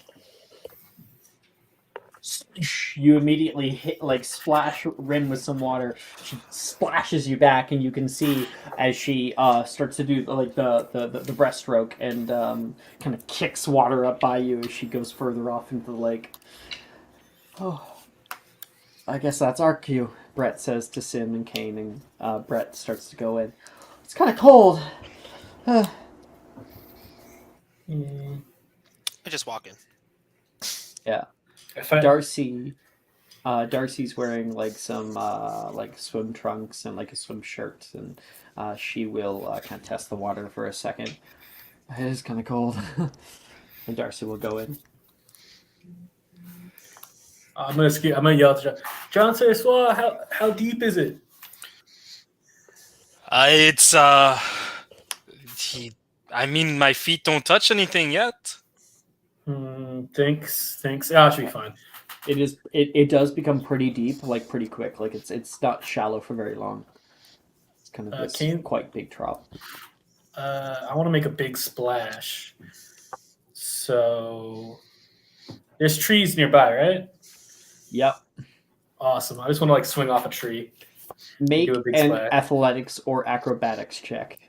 I want to swing off a tree and do a big real splash because that's something I think would be fun. Oh boy. You're gonna make a giant one, Kane. I scream. There are seeing you unforeseen go. consequences from Kane right now, and I love it. Oh, Jesus. 21! I already said that. And he got a +4. Yeah! He got a +4.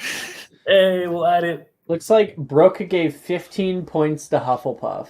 God! Because we're amazing. Because we don't have 4 already. All right, that's 23 points to do a flip. 23 points. You go, hup, hup, hup. Oh, 5 points to Slytherin from Ito. You go, hup, hup, hup, just like hopping up in there, running to the end of a branch, and leaping off into the water. And it's only last second. If you recall my narration, Billy went behind a tree and then waded into the water. So she's currently there doing this as you're like, woo! In midair, you can see her as she like looks up toward you, and you're going for the full belly flop. Oh no! Sploosh! But you hit the water with a heavy slapping sound, sending water going flying in all directions, especially over Billy. And as you come back up, You can see Billy is nowhere to be seen. A second later, she comes out of the water. Just with hair long and wet. Drop back down. Drop back down. Hide. Immediate Just dive hide. underwater. Stealth. Make a stealth check. Hide under the water. Fuck. She's like trying to like move the hair out of her eyes. Oh, fuck. She'll make a perception check and Wouldn't got an 8. Let's go. I'm out. I'm swimming under the water. I'm I was dipping. gonna say, wouldn't he have like advantage since her hair's all up in her eyes? Yeah, she got an 8. So, she's just looking around. And you take off toward the water. Margot, you're just getting changed right now, and you can see up by the ridge of the hill, Cassie riding Prissy. If you want, you can wave to her. She will. She'll come, Cassie! And she'll wave out. Cassie way back. Hi, Margot. Are you doing the club? She'll go, yeah, we're all just kind of swimming. Oh, we'll have fun. I was using this time to work on our exams for Pony Club at the end of the year. Exams? Test! Yeah, there's It's there's like levels. Cassie's there's the one actual- who puts them up. There's actual levels in the Pony Club. I feel like it's kind of like I chess club. researched. Like, there's ranks. Yeah, I researched the UK There's- Pony Club. There's ranks, but what it is, it's like the ranks of the Masons, like the Freemasons. Freemasons ranks are like rank. They have a really cool Master Mason, entered apprentice, fellowcraft. I'm joking, of course. Margot will try to like pet Prissy before like heading towards the lake. And of course, I think Prissy would enjoy that because Prissy loves when people pay attention to him. You see him kind of perk up a little bit, flicking his hair off to one side. A little more prance in his step. Mm-hmm. And Margot, what are you wearing, and what is Kane wearing? You can go first, Kane. Oh, he's Kane doesn't really have much for swimsuits, so he's going at like full just loincloth. You went full Tarzan, huh? Full Tarzan. You got it. Yeah, sure. Yeah, Margot's just wearing like this. She's got her Hufflepuff bathing suit on, so it's yellow with like little black badgers on it. Oh, Kane, I would say Kane is it definitely like? did. Is it a one piece, a two piece? It would be a one piece.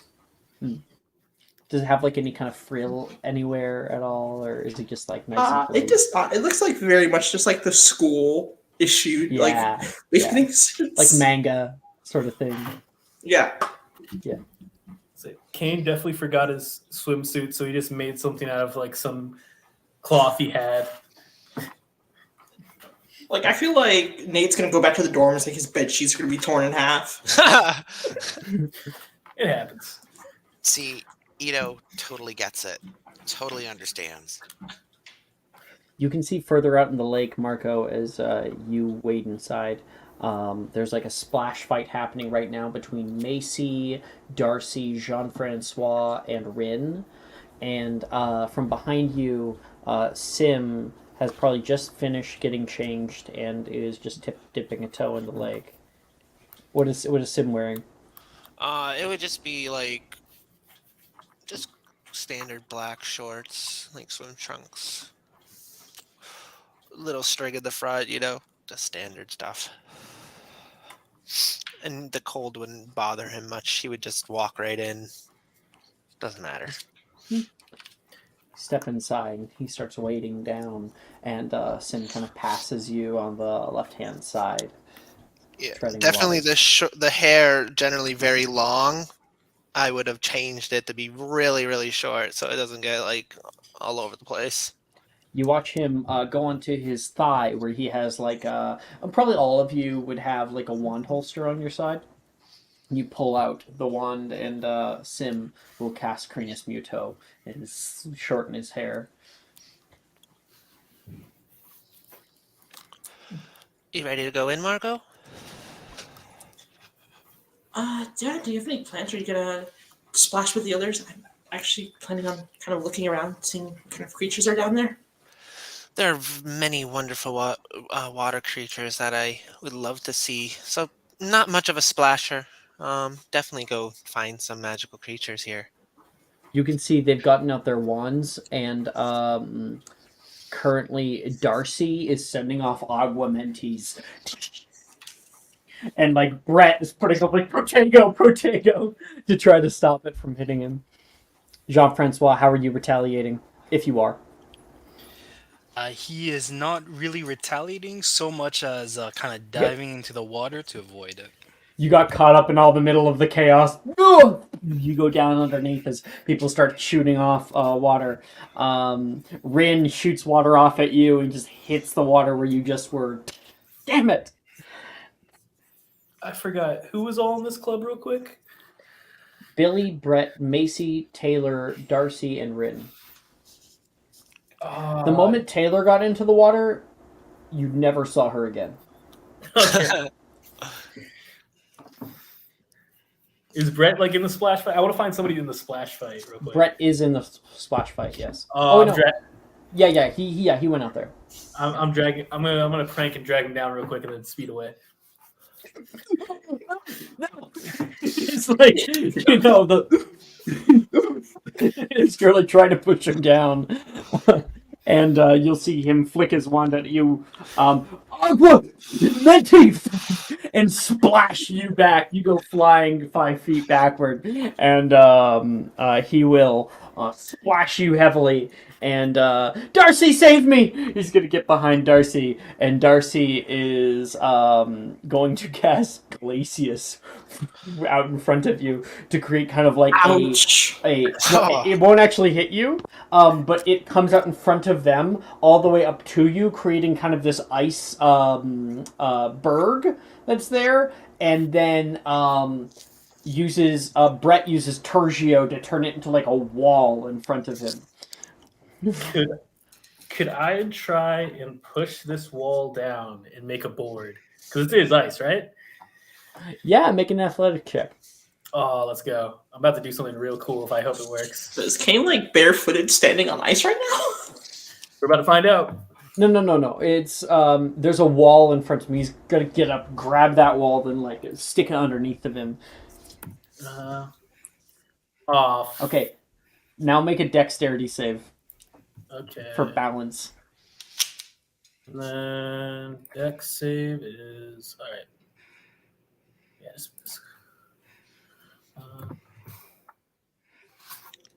Cool. So you end up being barefoot standing on ice. It's freezing, but you don't care. So you're able to grab that wall, rip it down, pull it underneath of you, and step up onto it. And you can see like both Brett and Macy and Brett like move backward. Rin is like, whoa. And if you want, you can use Aguamenti to propel yourself forward. That's the plan. Aguamenti propel myself forward. Starts to slide around the very top of the water like some kind of jet stream. Basically splash him as I go past.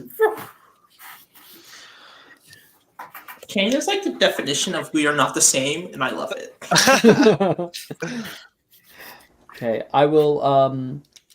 Anybody who is actually exploring the depths of the lake may roll a D100.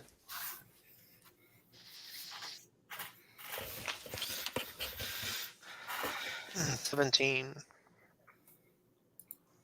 Is anyone actually exploring? Oh, I am. 100%. Yeah, 26. I would do Totally it. just floating on water, soaking up the sunshine. Is it sunny or is it like gray British weather? It is actually sunny today. Like I was saying, like it's November, but it seems to be a hot spell in November right now. So it's warmer. I wouldn't say it's hot, but it is warm right now. I think Kane's just surfing without waves. Essentially, yeah. You essentially have like a little engine on the back of your paddleboard. Okay, so I see Julian got a 17, Mara got a 26. Jean-Francois, did you roll? He is not exploring. He's just lying on the water, soaking up the sun. Okay. Then 26. Oh, fun. Okay. Sim, all you end up finding as you are going down in here, you feel one of the most uncomfortable and unsettling sensations of your life, and that is you feel a small kiss on your toe, your big toe. Yes. You immediately flick around to see what the fuck that was. Even though no one would be able to see, this is probably the first time Sim smile, like little half smile that he always has, just goes for just a second, a little bit of shock, just to be touched in the bottom of water. And they You turn around.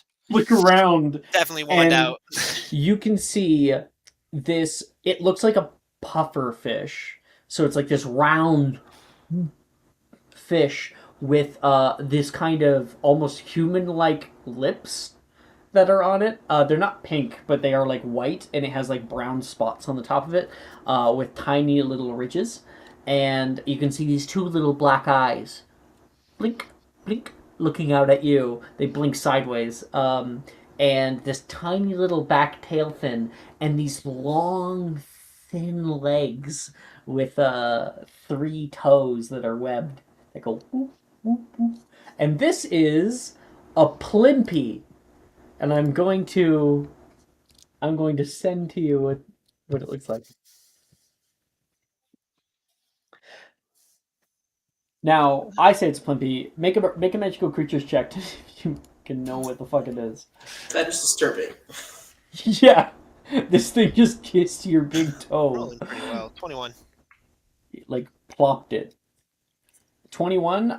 Yeah. So the plimpy is a small, round, magical fish with 2 legs ending in webbed feet.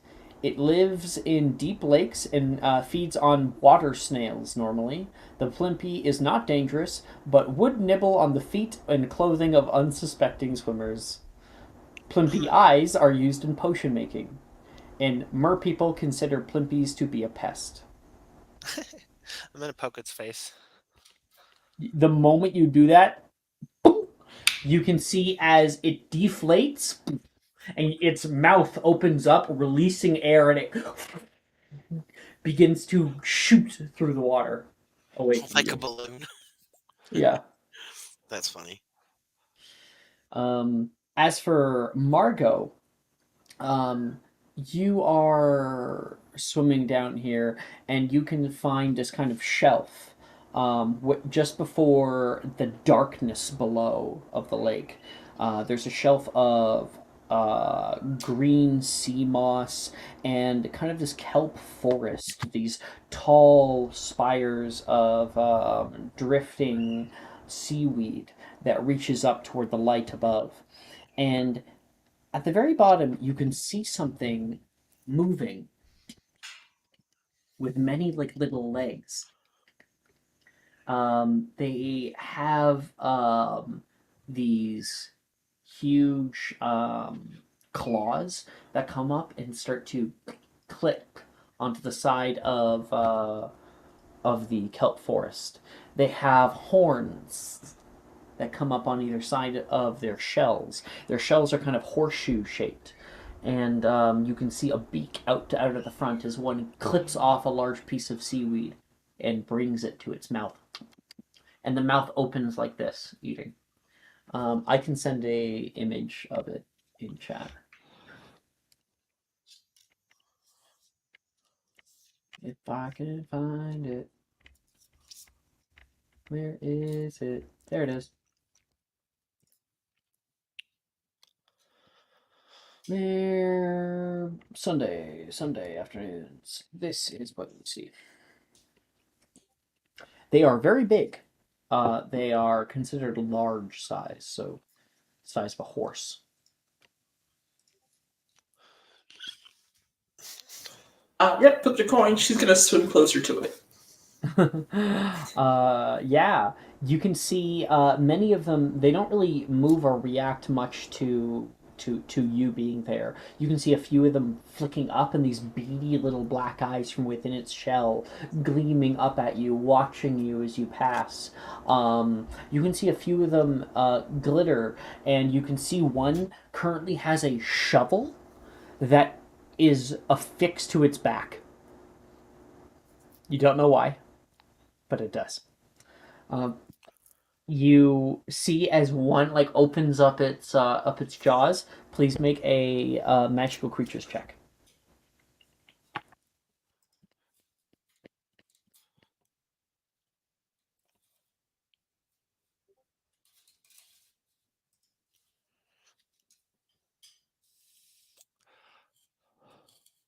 Margot? 15. Okay, with the 15, you swim down toward a kind of a cluster of them, and you can see as 2 or 3 of them flip up their flippers and begin to fly away from you. But there is another handful of them that continue to clip at the seaweed here, and one of them looks over toward you, opening up its beak. And as you come down toward it, you recognize what these are. They're a little dangerous, but probably not right now. They're feasting. They're not stir crazy or anything. These are Ignians. Which, Margot, have you had the Ignian lesson before? I have, just not as this character. Cool. So you understand a fair bit about Ignians, and you know out of character, so I don't need to spoil that for everybody else. Yeah, so like seeing what it is, she's gonna like decide not to get any closer, just in case things go bad. The one with its shovel on its back kind of clips up with a kind of warning snap, and you can notice the shovel is partially melted onto its back. Yeah, she's had her fun in her adventure. She's gonna head back to the rest of the class. All right. I miss you too. I What? miss you. Oh, you miss me? Oh, I'm sorry to hear that. Well, you know what? We're almost at... Come here. You'll say hi to everybody. We're almost at break time, honey. Did you have a good nap? No. No, you didn't have a good nap. Oh, no. Do you want to say hi to Stream? Mhm. No? Are you a grump today? Okay. Oh, you're sad. I'm sorry. Well, with that, Margot is able to swim back up and gather some air. Everybody above you seems to be having a good time exploring the Black Lake and either spending time with friends or seeing what creatures inhabit down here. What you don't see is a large silhouette moving in the darkness below, keeping out of sight. And that is where we will take our break for the day. 10 minutes. See you guys in a bit. Are you looking for that perfect gift for that tabletop role player in your life? For that podcaster? For that little sister that keeps going on and on about shiny math rocks? Well, look no further. OBP Musical has you covered. Original theme music for your characters, worlds, podcasts, and more. Has your bard written lyrics about a party member's tragic demise? Let us compose to them. Or better yet, let us write those lyrics for you.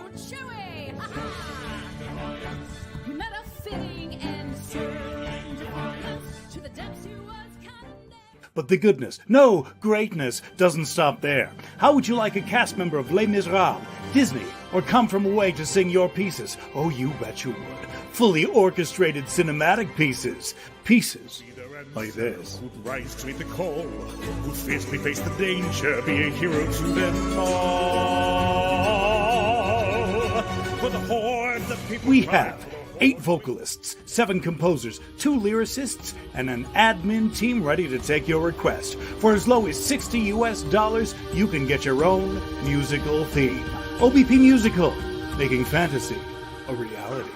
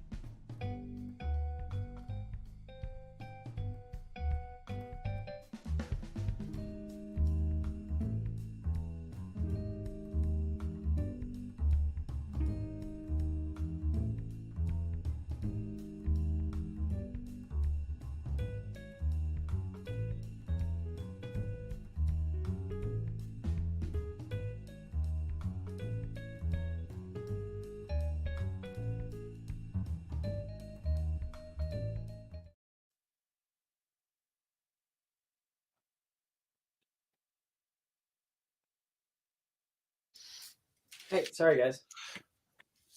That's One okay. It moment. just ended.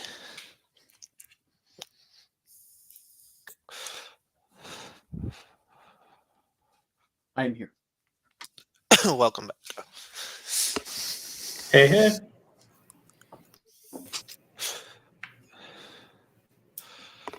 All right.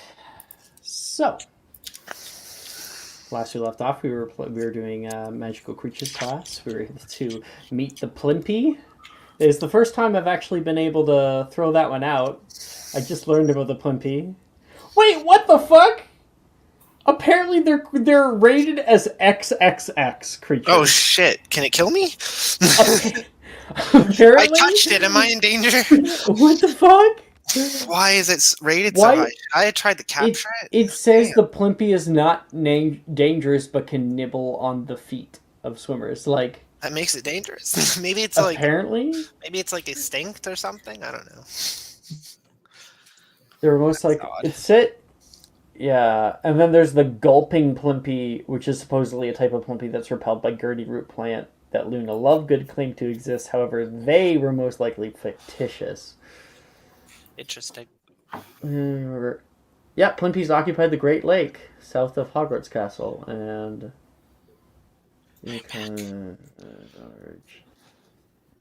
freshwater Plimpy soup. Slow today. That's crazy. That's rated like that. That's so stupid that they're Should just be a 3x. single one. Right? Are they like poisonous or something? That's what I'm wondering. Like, did I touch it and get poisoned or some shit? No, so apparently XXX is classified as this category is for creatures in the Wizarding World that were classified as XXX by the British Ministry of Magic. These creatures should have been no trouble to competent wizards. Okay. So other Weird. ones that are classified this. A leprechaun. A leprechaun's way more dangerous. A pixie. Way more dangerous. A fooper, a mackled malacaw, and a winged horse. Jeez. Mackled malacaw, that sounds cool.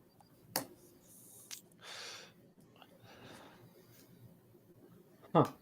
Well, now I That's just can't interesting. imagine that last one would be very dangerous to Cassie. A winged horse, like a Pegasus? Yeah, I exactly. say winged There are, horse. I think instead there of are Pegasus. actually like winged horses that aren't Pegasus, because there's some in the like the Animagus, or I'm sorry, the like Patronus charms. I'm sorry, I'm just going down this rabbit hole now because I'm like, what the fuck is the difference between a winged horse and a fucking Pegasus? Like, I bet you like Pegasus are more magical. the concept of winged horses derives from Pegasus. Yeah. So, it's a fucking Pegasus. There's no separate. I thought the wing horses had like more legs, kind of like the Norse. No. But that is a cool magical creature. I mean, that's technically a lesser god, right? Yeah, I thought like the winged horses were like the What thing that what the brought fuck Madame is the Maxine. six-legged horse name? Because the name of that creature is crazy. Oh wait, never mind. Its name is Sleipnir. It is Loki gave birth to Sleipnir. I always love that. Like, hi, Loki, father of 3, mother of 1. Jeez. I could see Hiddleston saying that though. Right? I can see it. Okay. Well, and if To you get back the on series, it's track. possible. To get back on track, we got a Magical Drafts Club. Who is a part of Magical Drafts Club? This is Potions Club. Cassie raises her Margot. hand, of course. Margot is, Cassie is, Jean-Francois? Yeah. You're gonna want to. Yeah. Want to. Sim? Yeah, I will for this one. Yeah. Kane? Nope. Okay. For Magical Drafts Club, is 1d4 to all potion making checks. Magical Drafts Club meets in the locked room across from the potion storeroom. As you walk in, you see 4 to 5 other students sitting around a circular table in the small, dark room. A hug and a kiss. You want a hug and a kiss? Okay, you can get a hug and a kiss, but I am at work. Why do I expect to see a me Ouija a hug. board in the middle of the table? No, they're playing Dungeons and Dragons. Um, I'm good. oh yeah? Yeah. Would you like a kiss? Okay, give me a kiss. I love you. Don't look.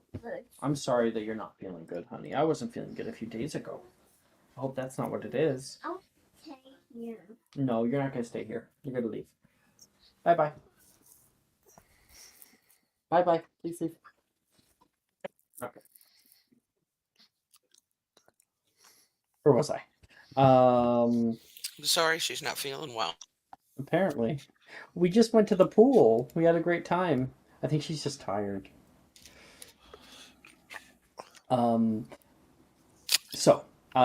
Small dark room. As you walk in, you can see 4 to 5 other students sitting around a small circular table in a small dark room. Carpets are rolled up and stored into one corner, and the room is only illuminated by a lumos maxima that hovers as a globe in the ceiling.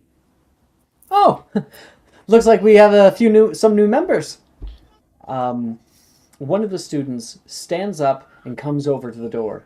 I'm President Quintilius. The Ravenclaw boy welcomes you all to the club. More like President Dumbtellius, one Slytherin girl says, and Quinn looks back and rolls his eyes.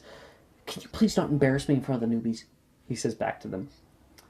And here's the cool part about my Magical Drafts Club. Everybody gets to attempt to research one common potion of your choice. This is especially useful because you are not taught every potion in potions class.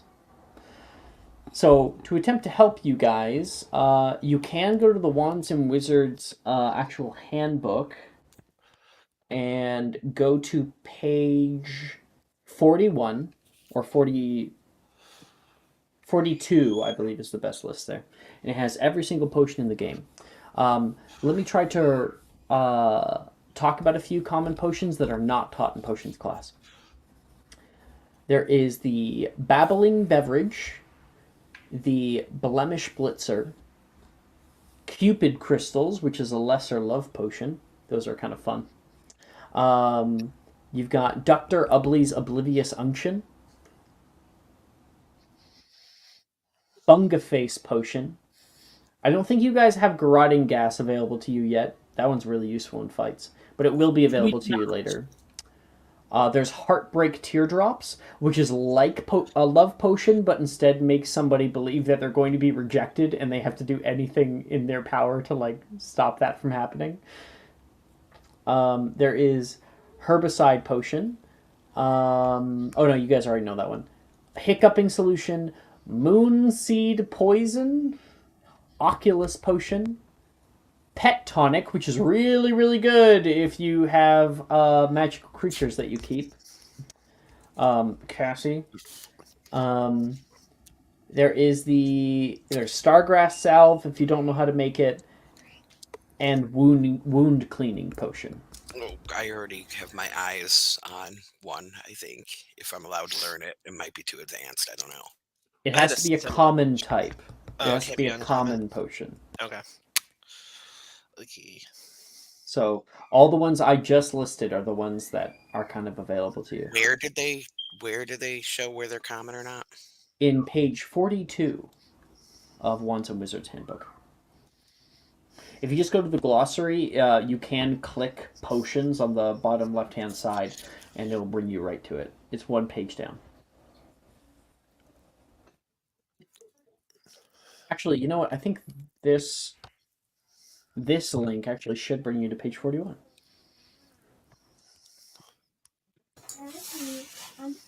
Yeah, that link actually takes you to page 41. Hadley, you need to go talk to Mama about it. Okay? Talk. What? Talk. Okay. I'll be right back. One moment. While you guys figure that out. And which one was he suggesting for Cassie? Was it the wound cleaning potion? He was suggesting Pet Tonic. Because you can give it to Prissy if he's ever hurt. Whereas most potions don't work on pets.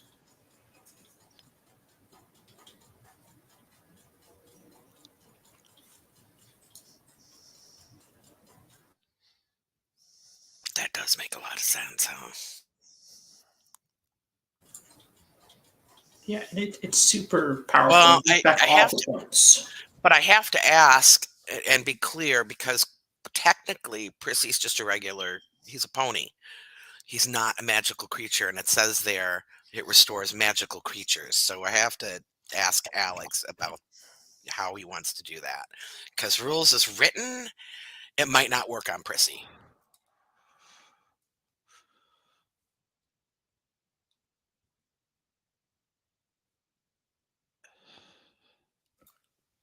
Hello, everybody. Alex, I have a question. Yes. Mhm. Rules is written, it looks like that tonic would not work on Prissy. Pet tonic? No, It yeah, says it specifies magical creature. don't worry about that. Okay, so it would work. That's what I wanted to know. Because just like Yeah. if you wanted to go by the rule, the written word probably wouldn't cover Prissy, but that's It awesome. would. It would. cover Prissy is closeted magical creature. Prissy's He's actually her magical. You familiar. just never knew.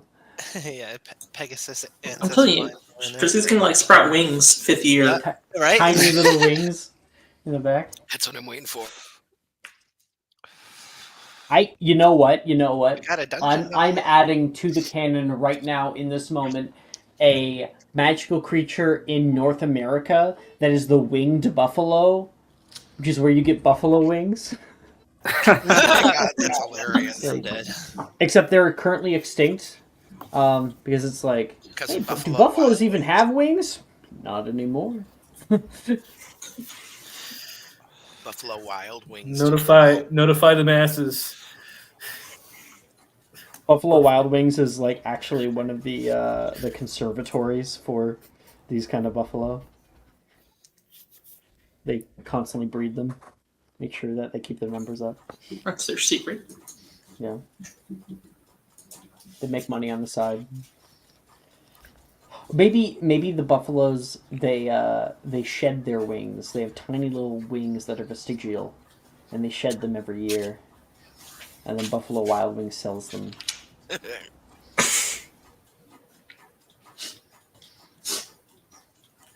I'm gonna do Cupid crystals though, Alex. Oh, Margot's doing Cupid crystals. Ooh, that's so much fun. They're adorable.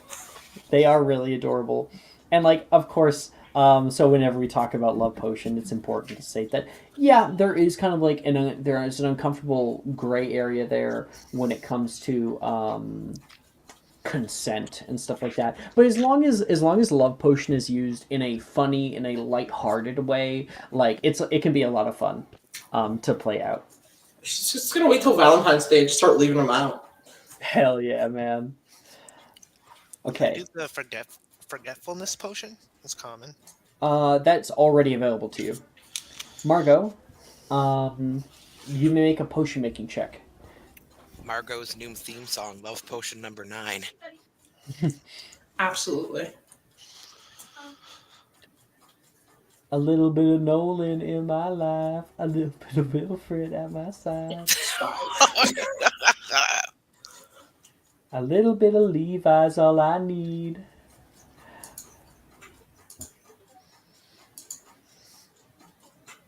Uh, 28. 28. That is available to you now. So you don't actually gain one.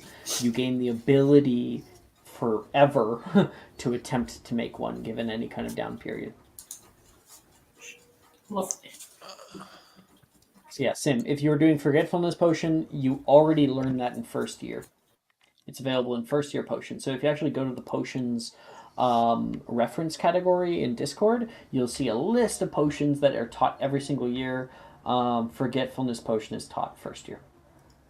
So it's available to you to attempt at any time. Could I use this moment to just make one instead of learning another potion? No. Okay. What would you recommend though? Because I'm drawing a blank. Yeah, sure. So I list off a bunch of different ones. Moonseed poison is unbearably powerful, if I remember correctly.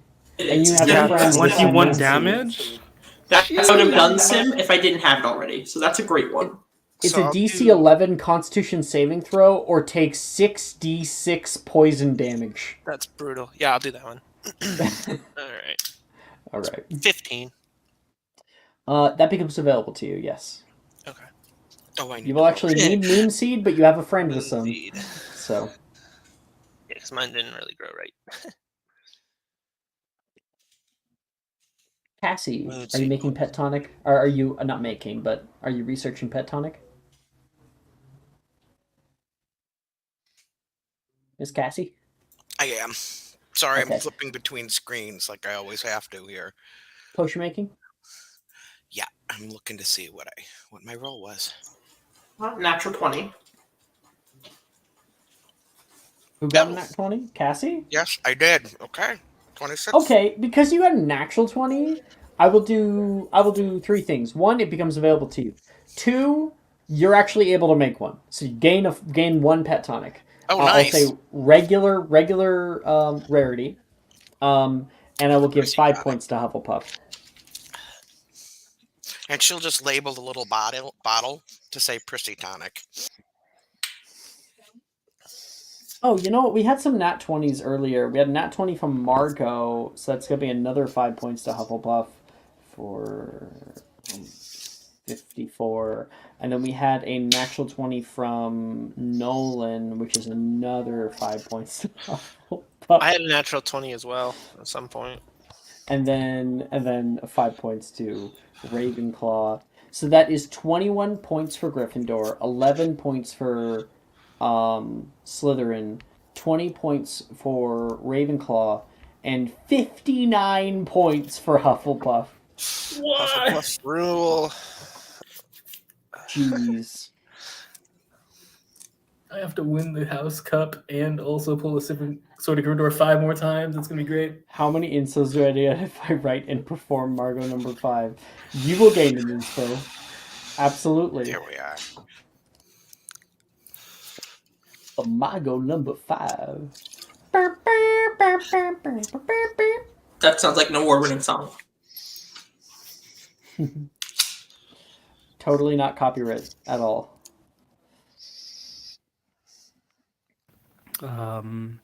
Jean-Francois will try the Dr. Ubley's Oblivious Unction.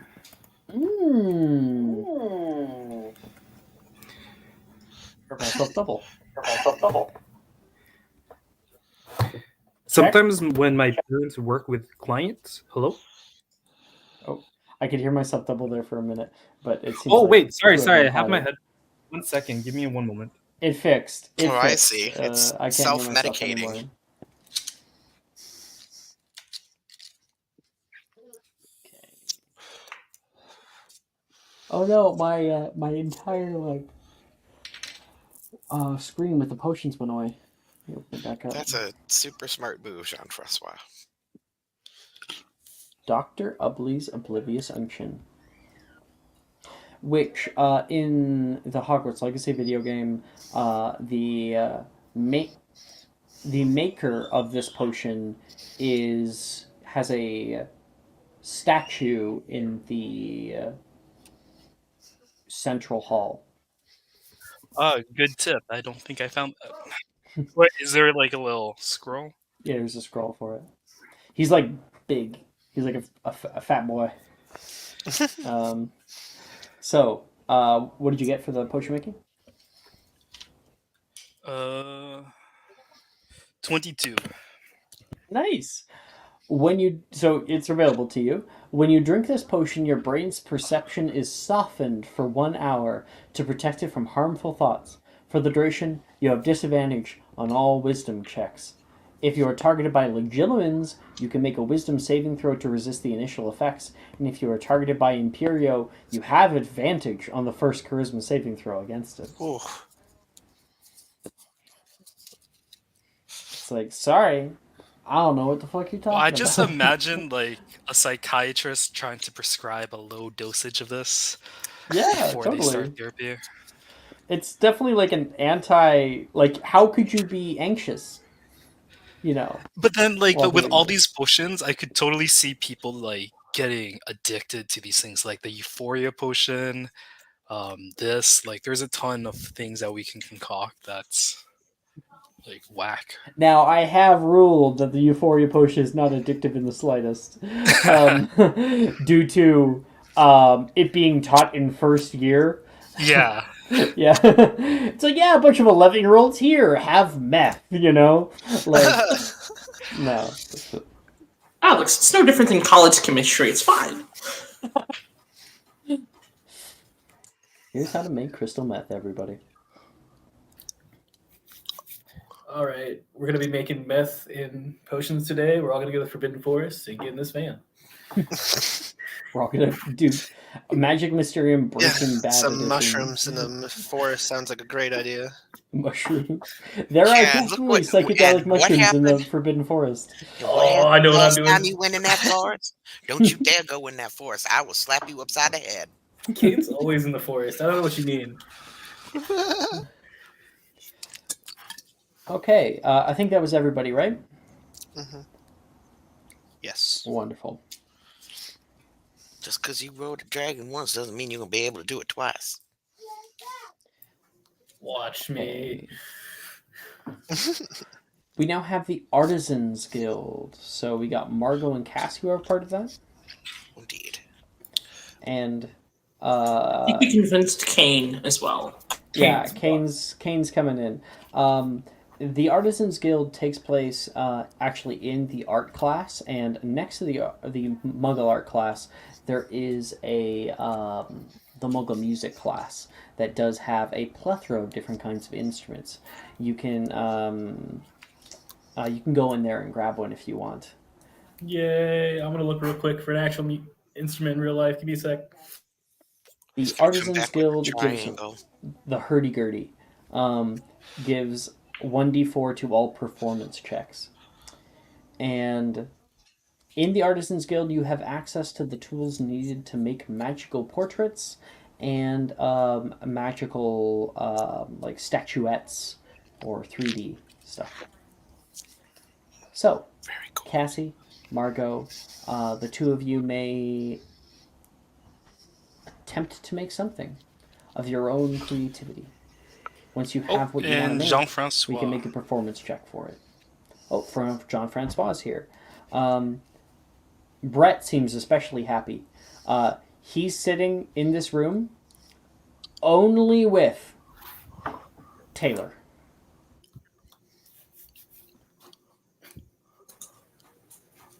Oh, by the way, the other people in the potions one was Drusilla and Taylor. Nobody joins school clubs. Taylor's so versatile. Kane comes back with an instrument. Kane comes back with just an old school acoustic guitar. Yeah. Oh, Kane. I see you made it. You even brought an instrument. Yeah, you said like art can be interpreted many different ways, right? Yeah. Personally, I'm privy to the piano, but it was kind of more thrust upon me than me on it. I kind of like the way like the music kind of sounds, so I was just trying to figure everything out. This will be the first time actually trying to play the guitar, so we'll see how it goes. I understand what you mean about the piano, because my mama, she made me learn piano. She took me to all sorts of things like piano and ice skating and ballet and all the things, but horseback riding sort of stuck. You can see in the background, Taylor, upon hearing that this is Kane's first time with the guitar, conjures in the space using Veriverto, turns like Earmuffs. 2 little things into earplugs and sticks them in. She continues to work with some clay. Wow. Okay, I'm gonna pretend I didn't see that. You didn't. Awesome. I'm just gonna be trying to play this song as Play best I Stairway can. to Heaven first time. No, I'm trying to go for I Won't Back Down. Kane's Mm, dad loves it, so he listens to it a lot. okay. Please make me a performance check. I'm gonna performance is all right. Cool. Oh, I won't back down. I will I inspo know that, I have but I it in want my it to be head good. too. It's the Makes me same. think about I'll give Jack in you. the I'll give you Barnyard. one of my subscriber advantages. I have 3. Oh Probably. my lord, I'll take it. It's getting worse. I'll give you my subscriber advantage. Oh, 10, Oh my 10, god, and he 9. has a I'm plus not gonna 4. be here on Tuesday, so I'll totally just take my. we'll take Yo, it. There you go. There we go. Yeah! you just had like Kane. me and Sim really cheer you on there. Yeah. Kane. Including this time, you can because like it's such a small proficiency, you can consider yourself proficient in guitars now. Now, Yeah. not right now in this moment. It takes you, maybe you pick it up over the course of the next school year, right? But or over winter break. When I'm in Artisans Club, I practice. Yeah. And you start picking it up. You can hear as Kane's in the corner. He's taking out some sheet music and he is just trying to follow along. And he does get a few wrong notes on the way there. Ding, ding, but he's able to fix it every little bit. He seems to have a pretty good ear on him. Kane can read sheet music, but not regular words. It's great. Yeah. Can someone please sing to me the lyrics just to get me going? Anyway, so that's Kane. Kane, I would like you please to make a spellcasting ability check. That is just.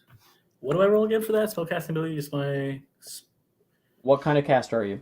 willpower. So charisma? Charisma. Okay.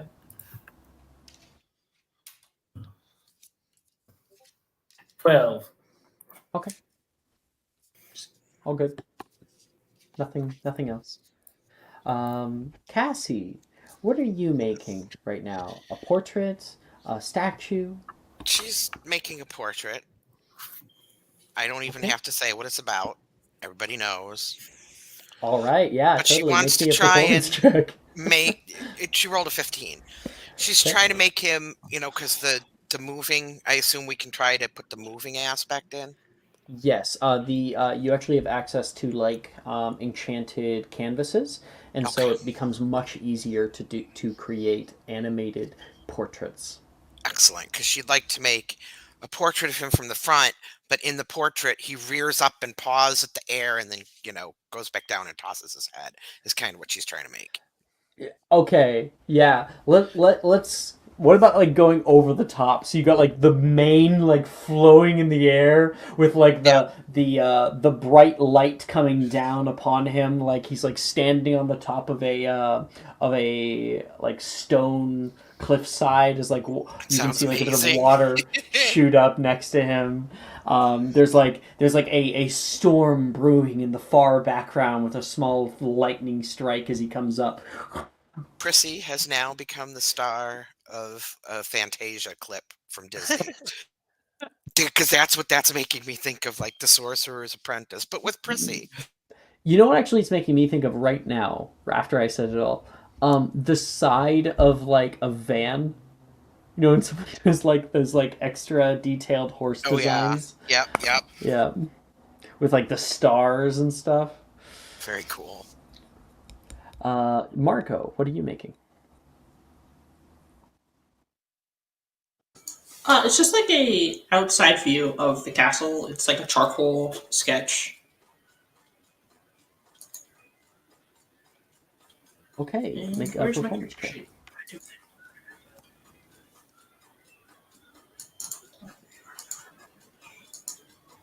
Performance, right? 15.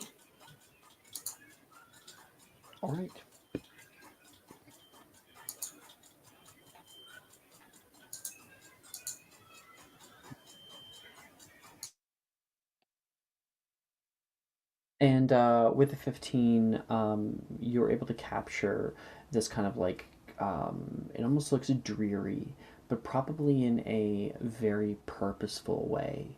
You can see you have very good use of negative and positive space, plenty of shadows. You see these tall towers coming up above, and it starts to move off on its own. Even though it is charcoal, you can see those little shavings of charcoal begin to move out of the way as tiny little like windows open and close, letting little light coming out of them. You can see in the background this like extra dark background that has roiling clouds moving across its length. Those eventually fade, and it's this nice bright open space. You can see the sun come out, which is just nearly completely white, streaming down onto the space. Tiny little students walking around campus like ants. And the movements at the very bottom on the foreground of the waters moving. Couldn't have done it better myself, Brett says, coming over. Thanks. It's not quite ready, but it's nice for now. What did you do? Oh, you can see him like grab something and like hide it behind him. I kind of messed it up. It's not good. It'll probably take me a few more weeks to really get it nice the way I want it. Oh, well, when it is, can I see it then, Brady? I rolled for him. He rolled terribly. Yeah, probably. Sure. He kind of gives you like a little nervous smile. She will return it. But she'll look over at Kane, who's like apparently playing the guitar very well, and she'll give him a thumbs up. Sounding pretty good, Kane. I'm trying. Oh, Alex, I just realized though, Ito did give me advantage, and I didn't use it. I might as well use it now. True enough. Yeah, may as well. Oh boy. Where's my sheet?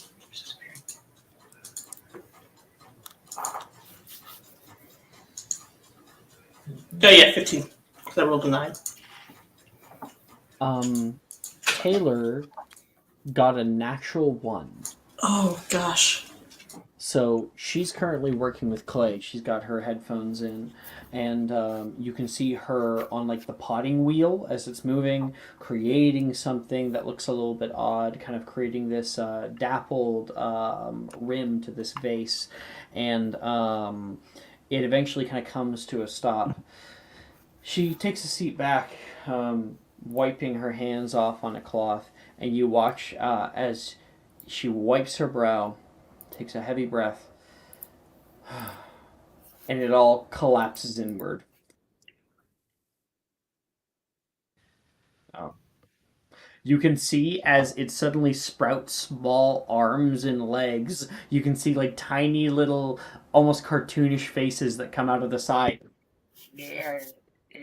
And it starts like trying to pull its little wet clay body across the space. She just watches it the whole way. It gets to the edge of the potting wheel and then falls off with a splat. They went out on their own terms, she says. Clay tends to be pretty fickle. Yeah, seems kind of melancholy today. I don't think I've ever seen it particularly act like that, though. I guess we all have those days. I was going to say it must be the rain, but it's definitely not raining today. It is not raining today. You can see her staring down at it as if kind of lost in thought. Well, I guess I'll try again. She scoops this thing up. You can see it is like lifeless here, and she will smack it back onto the middle of the potting wheel and start working with it again. Never give up, Taylor. Never give up. After I play that one song, I'm just doing nice and relaxing guitar. Just trying to learn. Get some lo-fi study guitar music. Lo-fi study guitar music. Hell yeah. Okay, you guys just give me a moment. We are going to have Dueling Club next. I'm going to get the Oh, map open. sorry. Could Jean-Francois make something in an artisan club? Oh, sorry, I wasn't aware. Oh, sorry, I forgot you were here. Sure, yeah, totally. He's just gonna you would hold in your hand. It's just a Sorry, stick you of kind of candle. cut out. Can you start from the beginning? Yeah, no worries. He's trying to make candles. Nothing fancy. He's trying to look more for quantity than quality of candles, and they look like that. But again, he's trying to just make a bunch of like stick candles you would hold with your hand. Little ones. Okay. You start off with a nice bit of twine that you have hand kind of twisted together, and there is in the back these like large hot vats of wax. You can use Colovaria if you want to change the color of them, and all you have to do is continuously dip, dip, dip. Sweet. Thank you. Performance check. 22. 22. By the end of the club you were able to create about a dozen of these little wax candles. Are they all the same color? Are they different? They're all the same color. They're white. They have a little candle wick of course they would have a candle wick. And they're like petite you would hold in your hand. They Also, when they can be enchanted in one of two ways. Your call. This is actually called imbuement, not actual enchantment. They can be imbued to never actually melt or melt the whole way and then come back, or they can be imbued with like color changing properties. They can change the flame color, or you can also make it so that if you put your hand over it, like if somebody disturbs it, it will light the flame or take it away. it will never. We'll go for it. It will never melt. Okay, yeah. So it'll always be there, and like it'll always look like it's melting, but it'll never actually burn down. Sorry, Alex. Just a question. Am I able to make multiple of these, or is it just one candle? Yeah, I just said that you made a dozen. Oh, sweet. Sorry. I'd also just like to quickly talk to Kane as he's playing his guitar. Do your thing. Kane. Yeah. Kane. Yeah. You know what? That man who unfortunately passed away back in Hogsmeade. Yeah, the poacher, right? Yeah. Talking about that guy? I was thinking of holding a small little event in commemoration of him. You're pretty good with the guitar, my friend. Would you be able to play a small song for us? Yeah, if I could definitely do that if you want. I can try and learn something. Do you have like an idea of what song you want to play?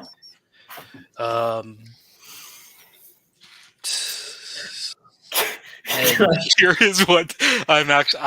What is a song you would play at a vigil? Can I say something just out of character Sure. real quick? In the arms of Yeah, the Sarah angels. McLachlan. That's I was gonna play. Jesus I was gonna play. I didn't start the fire. But that was... Yeah, you know what? I'm gonna leave it. I'm gonna in character. I don't know much of music. Most of my songs aren't even in English. Kane, I'm gonna leave it up to you. You pick the song for me. I trust in you. All right. He didn't start the fire. And we saw it burn. It was Yeah, of course we can do that. I think I can figure something out for that. Perfect. The funny part is that song is nothing but references, and no wizard is going to understand any of them. That's funny. It's going to sound like complete gibberish. It would only affect John Totally Francois upset because, me like, down the Sarah listening to McLachlan that, rabbit hole. because John Francois is part Muggle, so he'd understand. But it would be really fucked up that he died by fire, and I played that at the computer. Oh, that'd be bad. I think I know a song I can play. I mean, if you want to play that song, that's perfect. In character, or out of character, that would be perfect. Yeah, no, I think I'll figure something out. I just remember like good guitar songs. Before the next club, can me and Kane have a conversation somewhere where he would know is private or cool. So I would tell Kane I want to have a conversation with him. He could lead me, well, catch up on the way wherever he takes me. You guys end up in the northern dungeons, just off on the side of the hallway. The dueling club will be starting soon, and the southern dueling dungeon is just down the hall from here. But you guys are in kind of a secluded area. All right, Kane. I think we need to have a couple conversations. Number one, you mentioned something that you wanted me to research. Oh, I mean the hat. I won't like I have this hat. It's an old hat. I found it in the woods. Yeah, that's where I found it. And it's an old brown hat. I usually carry it around. It's nice. Can you research it for me? I know like if Can I see it? yeah, if you want to. And I'll pull out the hat I'm from my gonna little bag. I'm gonna take it, just look it over. Does it look like anything interesting to me?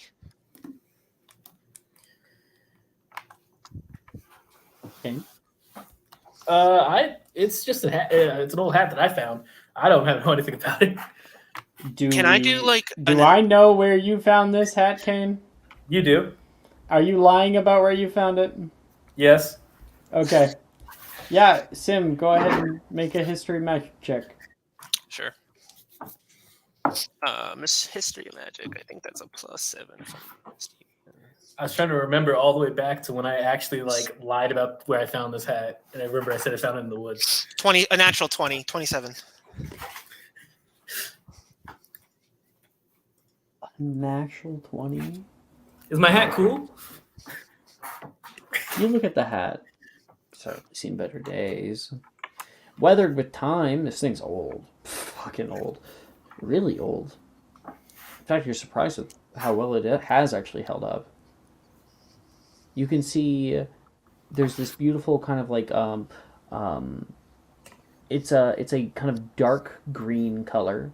It has gold trim moving throughout all of it, and you can see along the very top brim there is the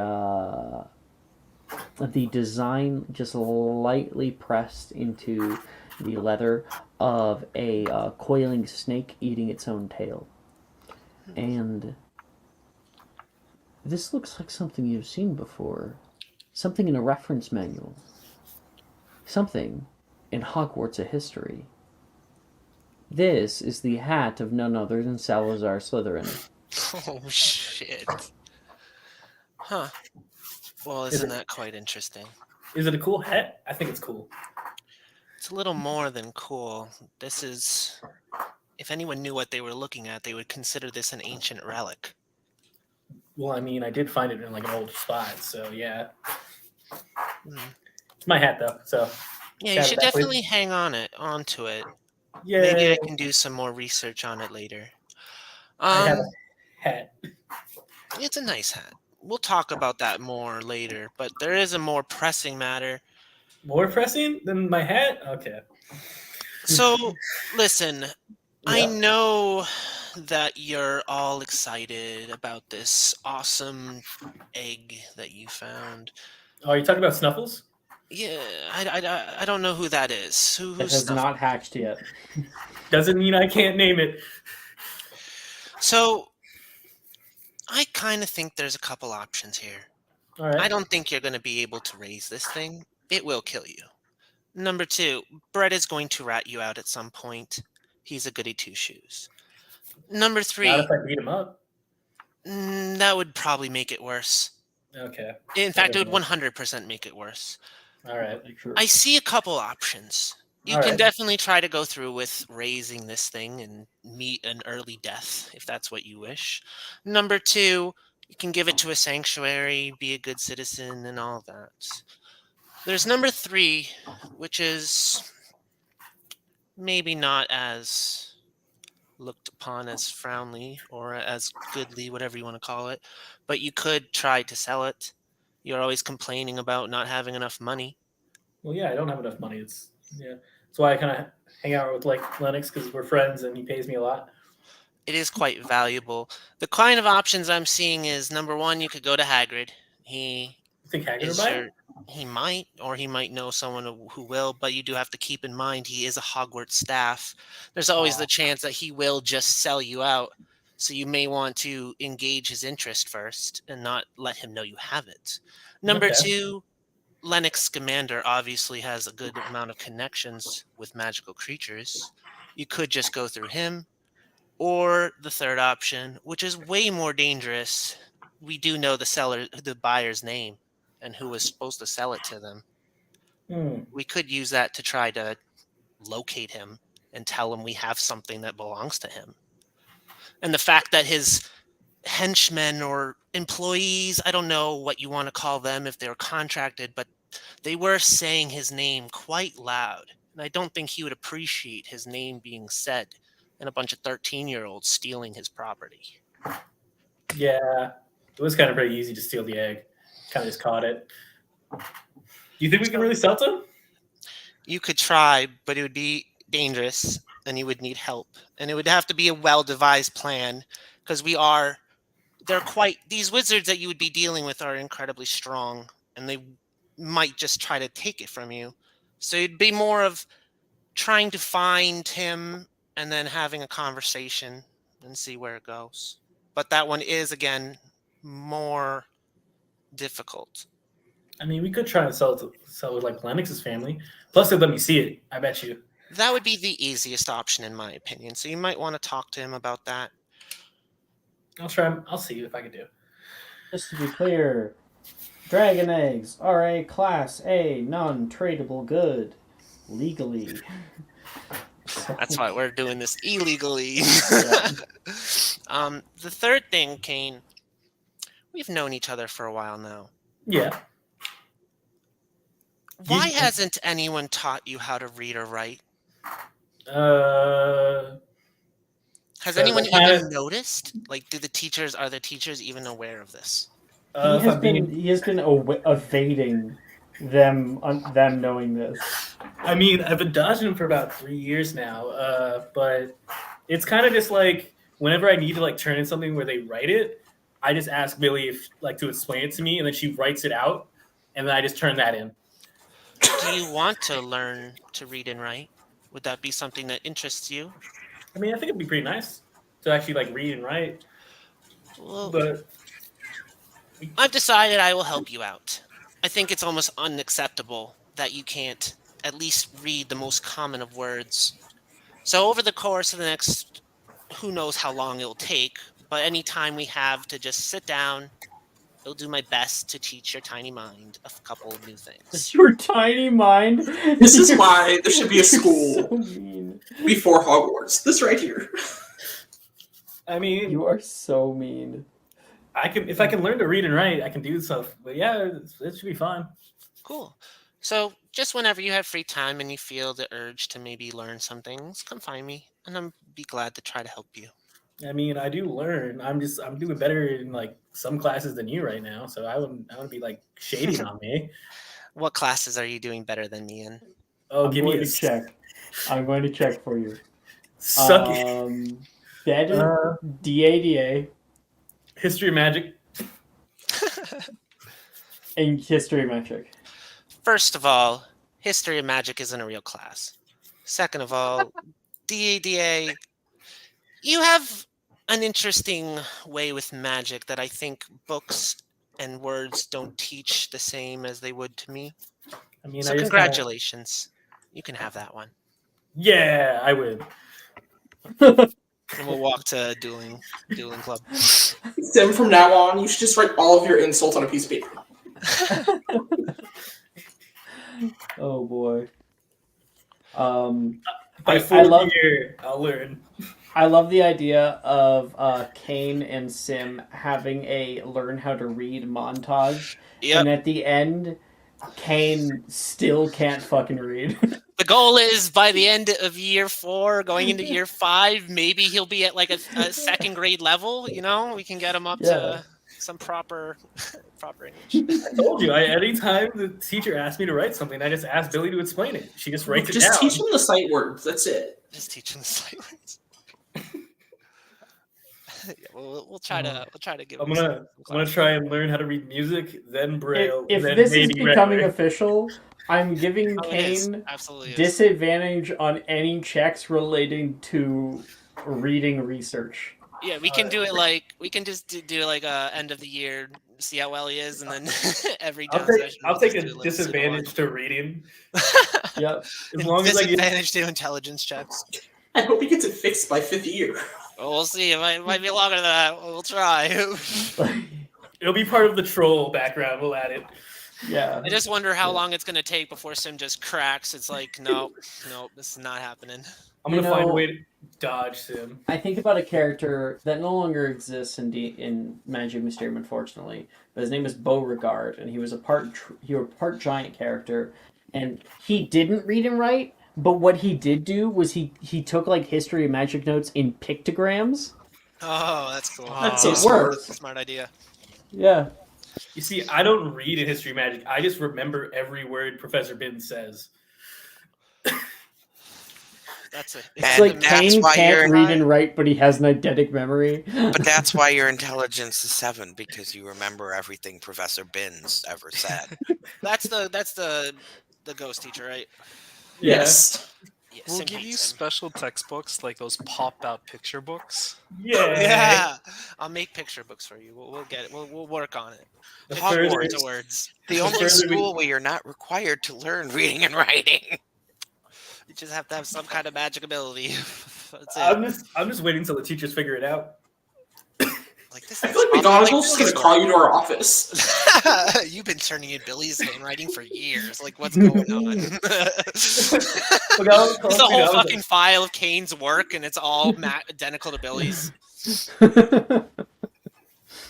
McGonagall calls like, "Can you read this to me, Kane?" And I'm like, "Ah, shit."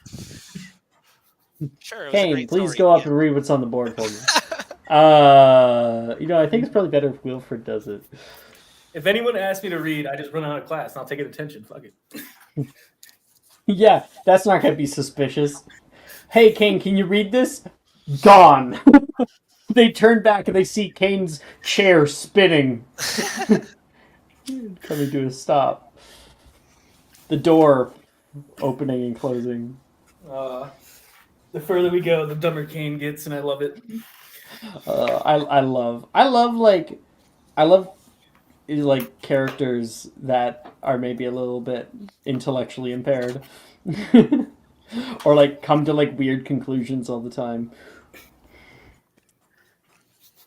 Makes me think of you know what? Because like Kane isn't really like dumb. He just thinks very differently from other people. Kind of makes me think of that Vine. Is there anything worse than a rapist? Boom, and pulls away the like piece of paper. A child. That's exactly. You guys know what I'm talking about? I hope. Yeah, I know that one. That's funny. Anything worse? A child. Yes. I have to find this, so I can just a child. Fine. Is that's the 10 seconds? Perfect.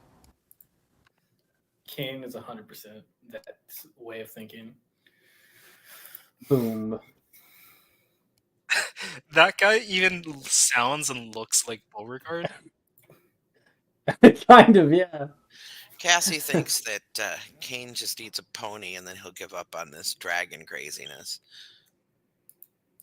No, never.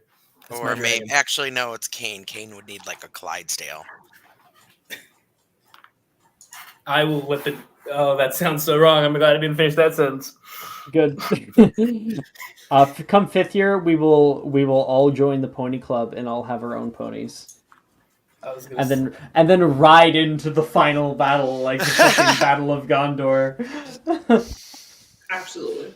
We can all have Pegasus. Riders of Rohirrim. Yeah. That's great.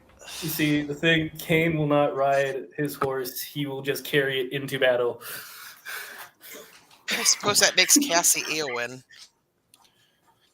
The fires are lit. Gondor calls for aid. Okay. Defensive dueling, let's go. Yes. We now have Dueling Club for everybody here.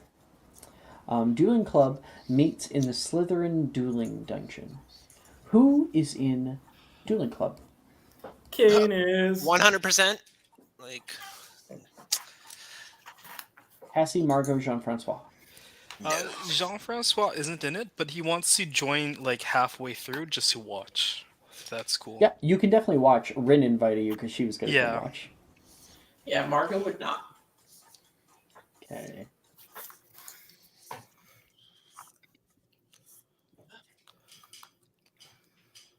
Professor Flitwick presides in the long hall. He stands atop the dueling table as he paces and speaks. Consensual duels are a time-honored tradition here at Hogwarts. It's a good outlet for emotions, and the skill involved showcases each user's unique talents. Any student can sign up, but only few will move on to be great. One student from each house will be chosen at the end of the year to compete in a 4-way battle, a duel of houses.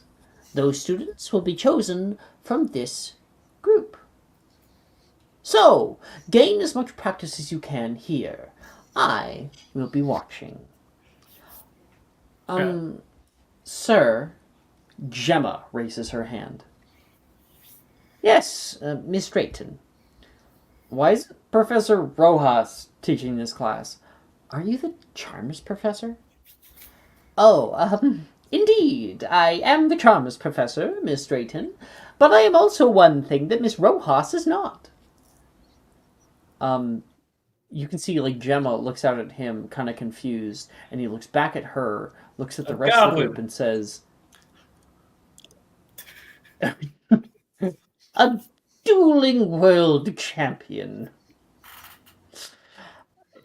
I feel like a bunch of people turn over to look at you like, what the fuck, Kane?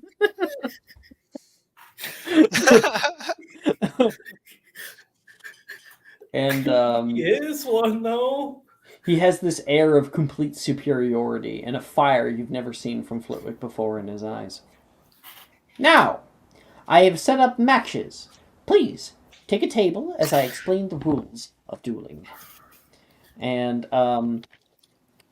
so the other people in this room are Sally, Wilfred, Nate, Nolan, Morgan, Janice, Ernesia, Gemma, and Taylor.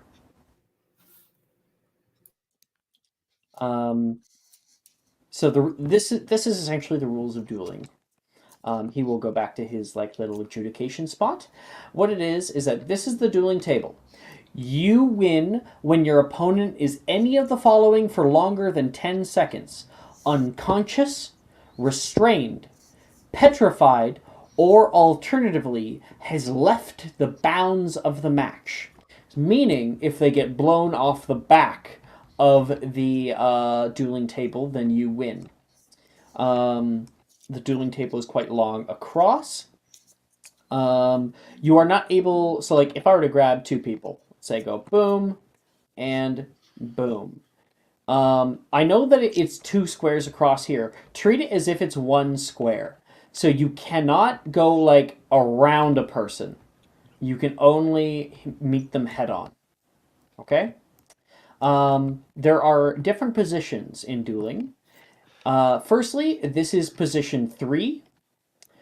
Position 3 is a kind of unused position. It's the place that you stand before you are called to position 1. Position 1 is directly in the center. When you are called to position 1, that is where you will bow to one another, showing respect in the dueling space. After that, I will call for position 2, about face, where you will turn around and face your opponent on the second circle. After that, I will call for you to present your wand, showing forth your wand as a gesture of goodwill. Get ready in a battling pose, and when I say the word begin or start, you may fight.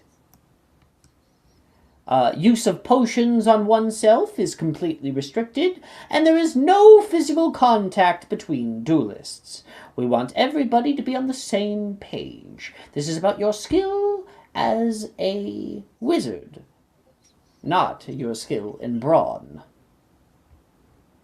Everyone understand? Mm-hmm. All right. So we've got 2 contestants here. We've got Kane and Sim. Do I have a blue? I don't have a blue boy, so I'll change this one to be blue. Blue boy. Bam, bam. That's Sim. And then, since we are kind of turning Kane into part troll, you actually get this mini. Oh shit! Yeah. Let's Which go. is the part. Nasty. This is the part giant mini. It has a mullet on it. Damn, look at that chest. Yeah, like rippling muscles out there. Kane's been getting his growth spurt. He's starting to get a little bigger. Yeah. A little more swole. All the years in the farm. Okay. So, who wishes to go first? Similian would step up and, looking generally very calm, relaxed, nonchalant, has this weird energy of like excitement, looks upon everyone and says, I would like to challenge whoever thinks they're the best third-year duelist here.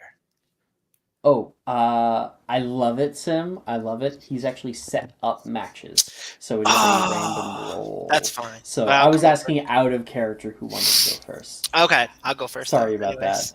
that. Okay, I would like you please to Volunteer for roll a d10. Cool, I'll do the odds. You could possibly go up against Kane. That'd be cool. Pretty funny if it was. 4. You will be going up against Nolan.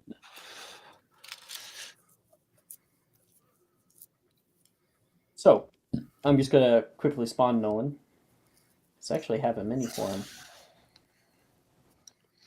Here he is. All right, first we have up Mr. Nolan Anderson and Similian. It's Similian, right?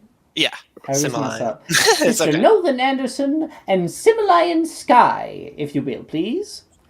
Everyone give them a small round of applause. And everyone kind of gives a nice golf clap as the 2 of you walk forward.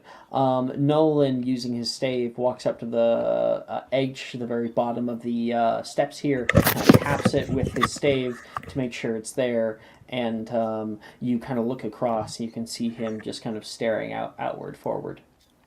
Position 3 to start, of course. And he starts walking up. I would walk up as well.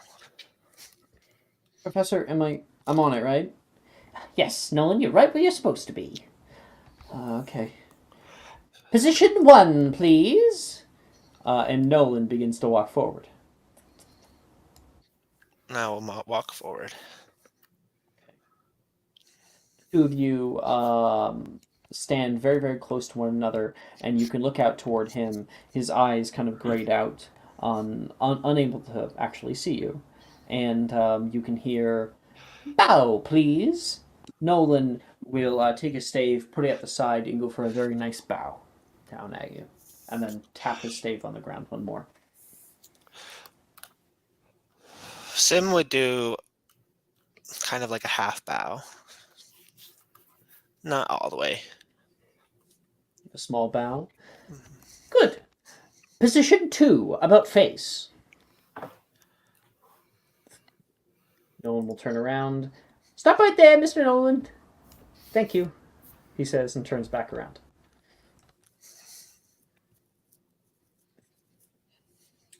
I'll You do the do same? the same. Yep. Okay. And you can feel kind of that tension beginning to rise. You're excited. Calm, but excited. Nolan was the only other person that seemed to not be affected by the boggart in the other class. Yep. You've yet to learn why. He's just kind of having that 1,000-yard stare, not really looking at anything, obviously. And you can hear, "Present wands." How do you present your wand? It would Give me just a be flavor. yeah, it would be so I've never described Sim's wand. It just occurred to me. So Sim's wand is very it looks old. From about the first 6 inches, it's almost like curled, bubbled wood. If it had like slight bubbles in it, right before the handle, there appears to be. It gets a little bigger, and it almost looks like the wood's cracked on the side, and inside it there's this really low glow, and the handle is extremely well made. It looks like it's the only part of the wand that's made well. And then at the end, there's like a pommel of two hands, like dragon claws, any kind of beast hands that are covering what looks like another small orb at the very end. And he would just, it would be down at the ready, or, just Okay, in front of so him. you throw it out in front of him, and do you go like this? Do you put it down at your side? How do I'd you put it at my side. It would just be at my Okay, side. down at the I'd be side? ready. Yeah. You can see Nolan tap his stave on the side and then kind of lean it off to one side, and that whole staff is his wand. Oh, shit.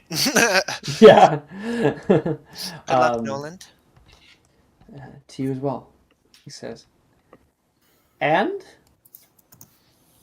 begin. I'd like you, please. 17. Okay, I'm just trying to turn off my nice music in the background there. There we go.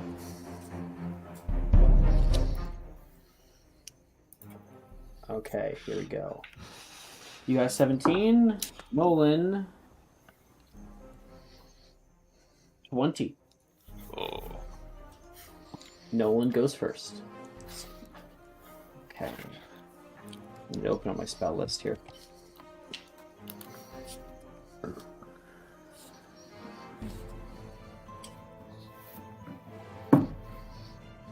Okay. I think Nolan is very direct, especially with you, because you seem pretty on the money. So he's gonna try to disarm you. He's going to cast out Expelliarmus. Let's go. Wait, does it say it? Wait, I have to quickly check. Make a range spell against being within range. It does not say you have to see them. Good. He can cast that spell. Let's go with reaction. Let's go. Fuck, because this could just end it right now, right? Well, you can figure it out after I roll. He gets a There's a 23. Yeah, let's go with Langlock. We're gonna do reaction Langlock. I do have to Okay. successfully cast it. Okay. You're gonna have to successfully cast it, and then also Right. roll a 12 or higher on the spellcasting ability just check. double check what it is. I think it's a +2. Yeah. Those first turns, when you go first, like that's a major boon. 22, natural 20. So Nice. So that's locked in. That's 5 points to Ravenclaw. let's see if it works. So I go to grades. That's plus my spellcast modifier, if I'm not mistaken. So you're going to roll a d20 plus you're an intelligence caster? Yeah. So Intelligence, yeah. Oh, it's just Okay. So +4. It's an intelligence check. 16. 16 makes it. So he casts Expelliarmus. You watch as the end of his stave glows this bright red that trails behind it, and he shoots it out off toward you. You can see it moves right at you. You are unprepared for how quickly he was able to move, and you quickly reaction Langlock, and you can see his mouth is glazed over with skin, entirely taken away, and the spell fails just before it gets to you. Your go. Oh, actually, not your go. He's going to move forward.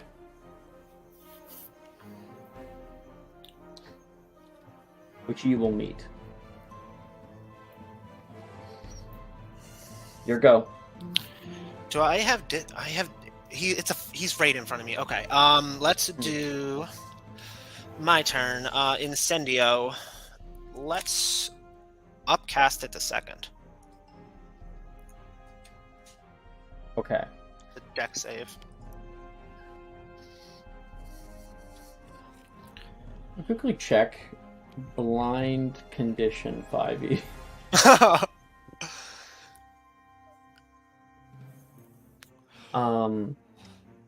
Blinded. Attack rolls against the creature have advantage, and creatures' attack rolls have disadvantage. Oh, so he would have had to roll a disadvantage there. But looks like it doesn't have anything to do with deck It's save. a deck save, isn't it? Yeah. I thought it was a deck save. Though. Yeah, it is a deck save. Okay. Okay, that is 9. Yeah, that's a failure. I had a question about this spell because I was a little confused by the wording. Okay.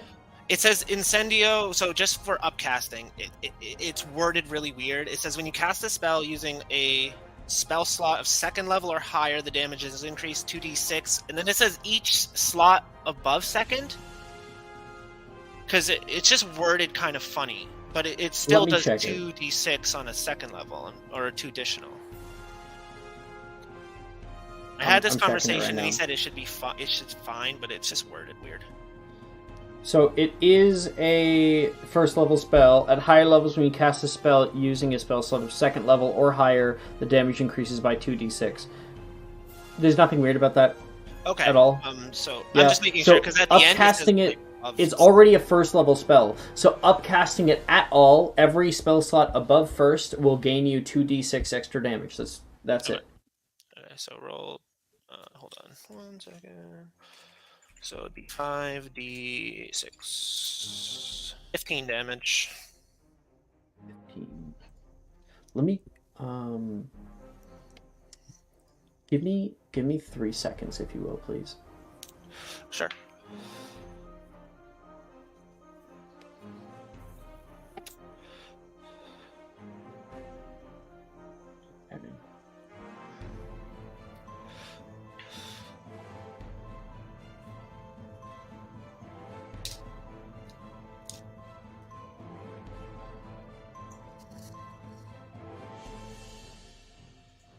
Okay, how much damage did you do again? 15. 15? Mm-hmm. Okay.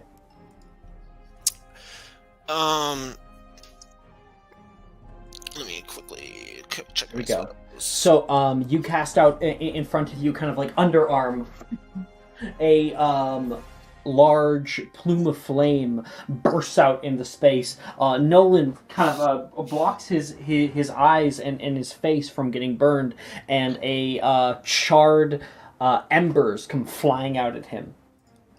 Yeah, we're gonna do Quicken Spell, Bombarda. Actually, yeah. Quicken Spell, Bombarda? Yeah. Okay. +7.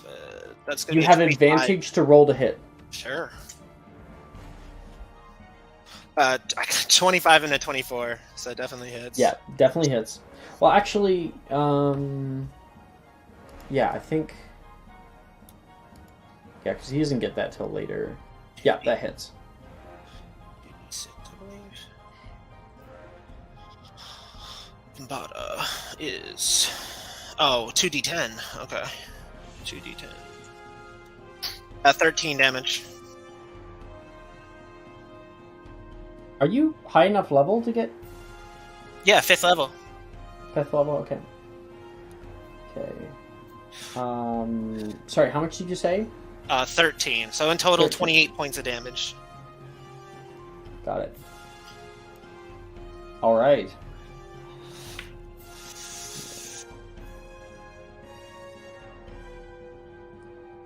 Okay.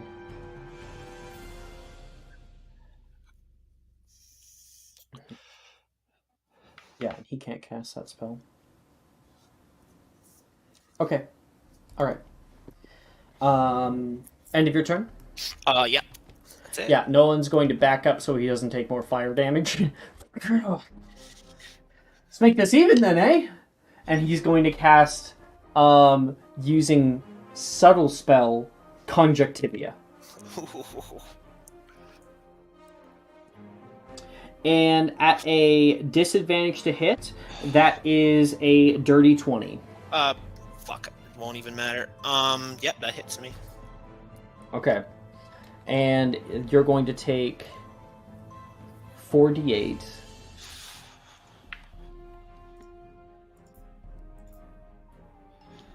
That is 16 points of necrotic damage. Okay. And you are now blinded for the duration. Okay. I think you might be able to make saving throws. At the end of each of its turns, the target can make a con save. If you succeed, then the spell ends on you. Now the two of you are blinded up there with one another, with fire in between you. Fucking epic. Okay. That is the end of Nolan's turn. Your go. All right, being blinded. Hopefully this works because he didn't move. Sim has just can remember everything. I'm going to kneel down in a sense and cast Incendio again, second level, right where I last saw him. Yeah. Well, actually, let me see. Incendio. The wording on Incendio. You create a bonfire on the ground.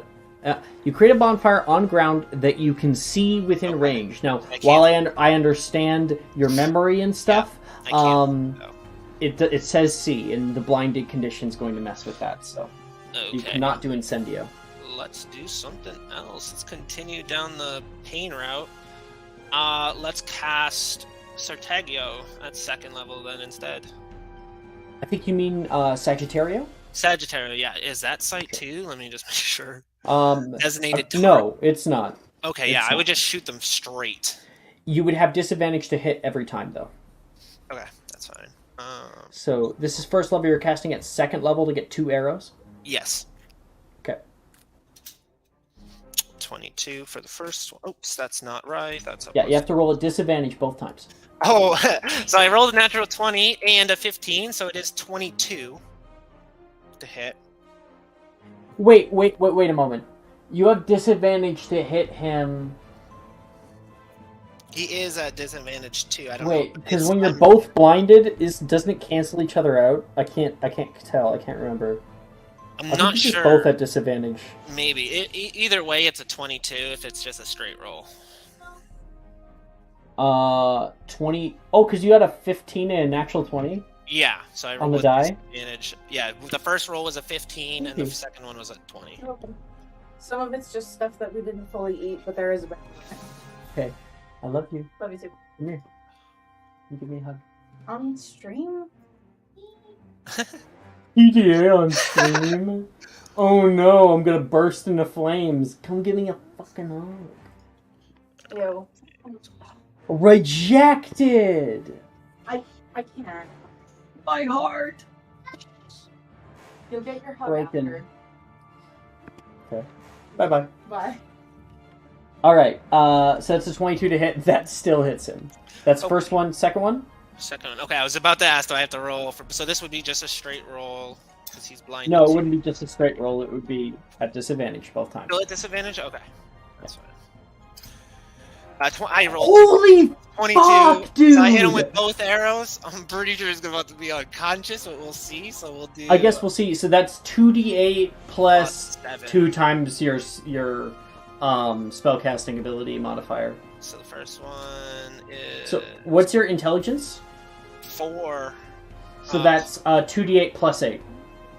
Oh, it's plus 8? Oh, shit. Yeah, because each arrow when you hit adds your spellcasting ability check or whatever. Okay. I thought I thought it added the okay, that's even better. So that's gonna Sagittario upcast is really good. Imagine 8 arrows. I know if coming I at can you. get up to 22, that's gonna do 10 damage per. So yeah, the first one's gonna be 15. Oh, no, I think you misunderstood me. You misunderstood. I said 2d8 plus 8. You only rolled 1d8. Okay. So just roll one more d8. One more d8. Yeah, okay. But each one would have the +8 to it, right? No, it would have a Arrow? +4. You had a +4 and a I +4, get what and I you're just saying. mashed them together I see. and I just see. said roll it all I together, see. right? I gotcha. Yeah. Okay, so 1d8 straight. 3 plus 8, 15, 18 points of damage. 18. 18 points. I believe 28 on the he is previous still up. turn. Oh shit. He is still up. Yeah, in that case, let's quick and spell my last 2 sorcery points for another Bombada. At disadvantage. Okay. 14 and 10. 10. Should I 10 have does rolled not a hit constant? him. Should I have rolled a con save before my turn or after? Sim, take my subscriber advantage. It would have to be it's at the end of your turn.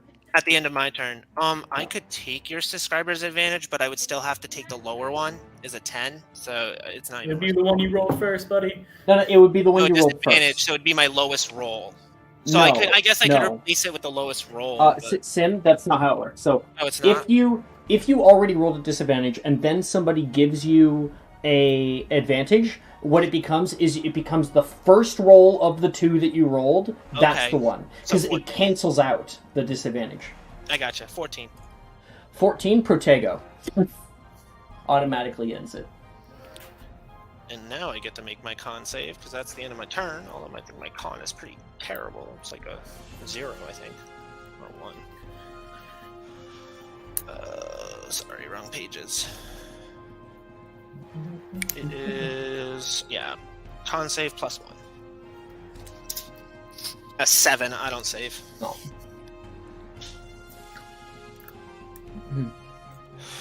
How do you like it, Sim? Oh, it's great. It's fantastic. And the Nolan is going to cast at you. Oh, let me mark off my slots. So I use 1/3, 2. So I'm at 1 and 1. Okay. I think Nolan knows he's like one more hit and he's down. He is going to cast at you Stupefy. Okay. He is going to use sorcery points to make it subtle.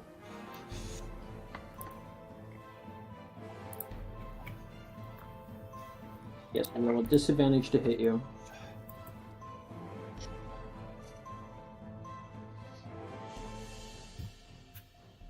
That is a 15 to hit.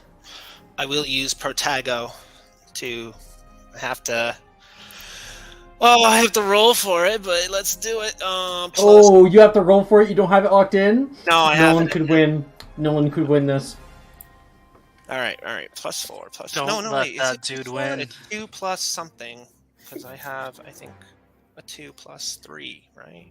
God, if Yeah. Linux was here, it never would have happened. +5. Where's the 11? table? Can I use my own subscriber's advantage on myself? No.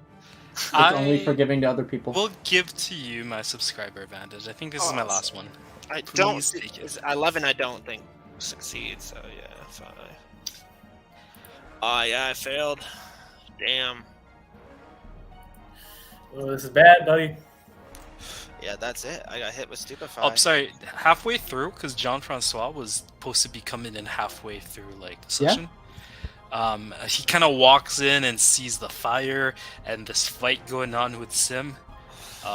He just wants to shout out from the crowd, "Sim, be careful! You got this," or something to that effect. Words of You gain a encouragement. D4. All right, to my 11. All right. Yeah. A 2, so it's a 13. 13 casts Protego. Let's go, and it does not hit me because my AC is an 18 now. Yeah. Woo. You're able to deflect that off. And, you awake? He says. Still going. Ready for another one? And let's see what we got. I've already got a spells because that was a level 1, so gotta get rid of that. Okay, so let's see what we got. I know he's pretty weak. I'm still blinded. Uh-huh. Let's see. You conjure snakes from air of unoccupied space that you can see, so I can't cast that. No. Yeah, see. Pretty limited in my options. We'll go with another Barbada. As a cantrip.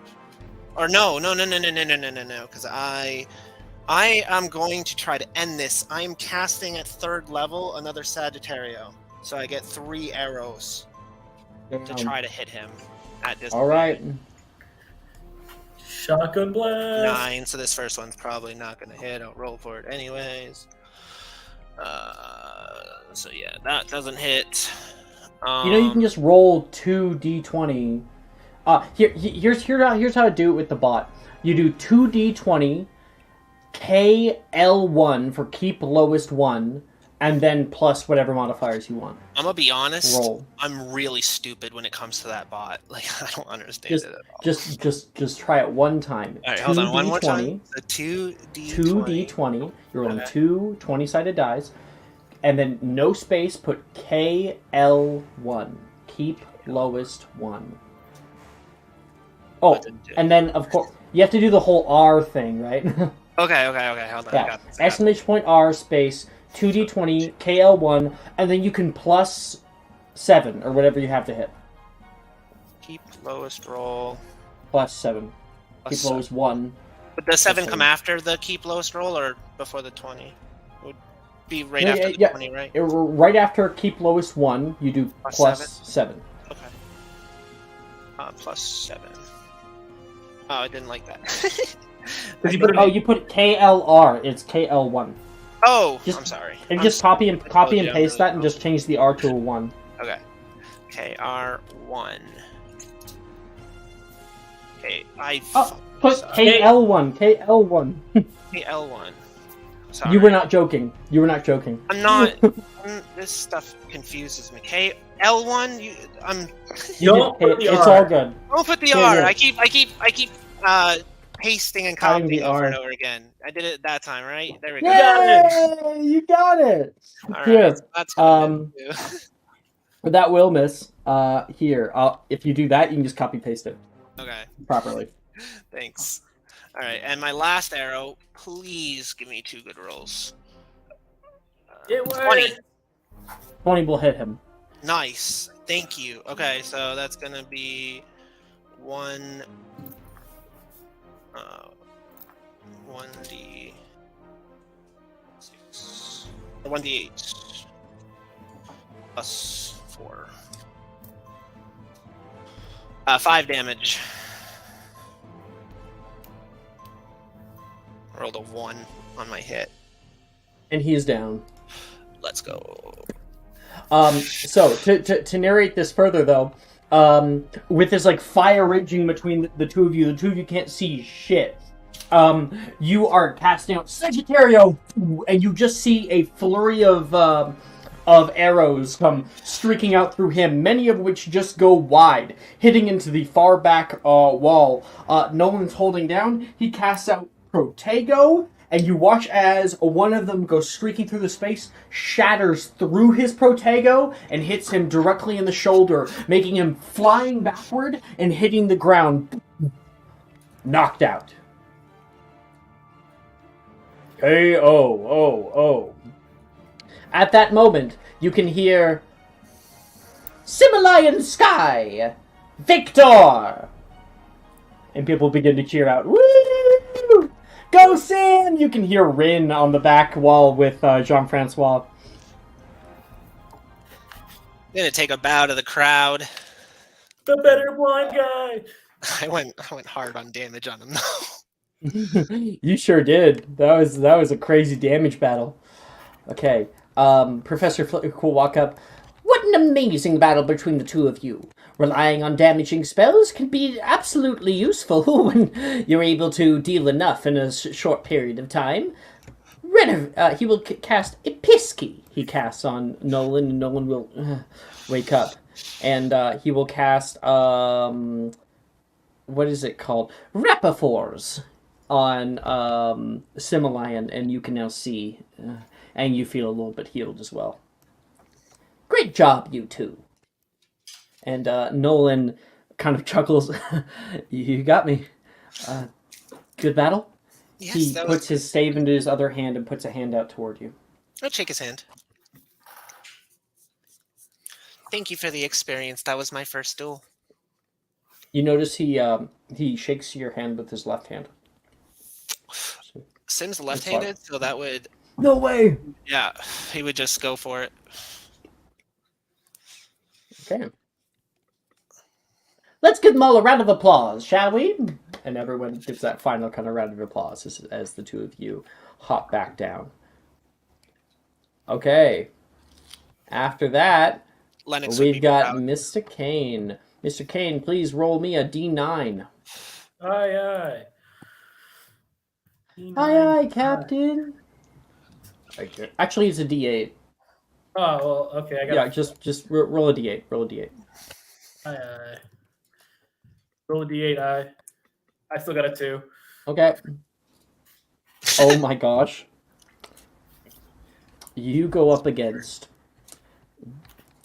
Well, I'll just call it... Mr... wait, Kane, what's your last name? Moss. Mr. Kane Moss versus Mr. Wilfred Gideon. Oh, God. Yes. dear. Could not be scripted better. Oh dear, oh dear. As I approach this, what's it called? The stairway, go up, I will announce, as I was told to do, it is I, Kane Moss, the Dragon Lair. Dragon Lair? Dragon Lair, yes, exactly. What? Like you laid the dragon? He Yeah. laid the egg, I think, is where he's No. going with that. Kane, I Lair. think you meant Slayer. No, lair. Lennox said to say Dragon Lair because I laid it to rest instead now. Is that not what it means? I don't think so. Well, normally we don't do honorifics here, but good for you, Professor Flippick says. And Wilfred will walk up. And it is I, Wilfred Gideon, bullshit maker, he says.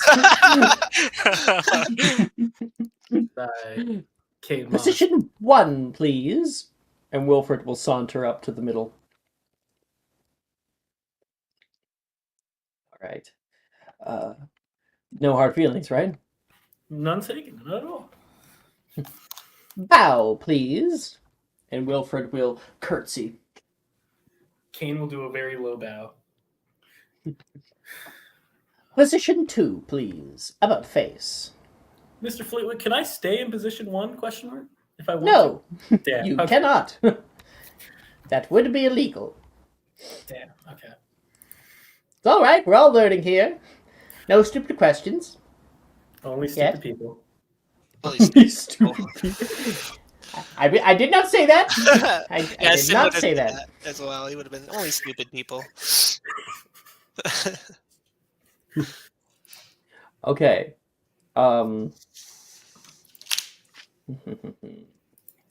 Just gotta find something fun. Oh, I know what I'll do. Okay. Present wands. Wilfred says, I mean, do we have to? Wilfred says. I mean, Wilfred, if you don't want to use a wand, I won't use a wand, and I'll just like put my hands together. There is no physical contact in duels. Yes, you must, because I called for it. I am the adjudicator, you two, he says. Okay. All right. Wilfred will go into his bag and pull out his wand. It is a short 9-inch wand that looks gnarled, as if it was like taken right off of a tree. You can see some bark still on it, and it has like odd knots near the very bottom. He shows it in front of you and kind of goes, it's You only sure that's 9 inches long. I think 9.5. I'm gonna hold up my wand, and I'm like, a little small. It's not the length that counts. I mean, if that's what you want to say. That's what you want to believe. All right. Professor Flip says to the two of you. Begin! Roll initiative. I got a 12. Wilfred got an 8. Awesome. First You're up things first. first. I'm gonna charge him, and I'm gonna cast Lumos straight in his eyes to blind him.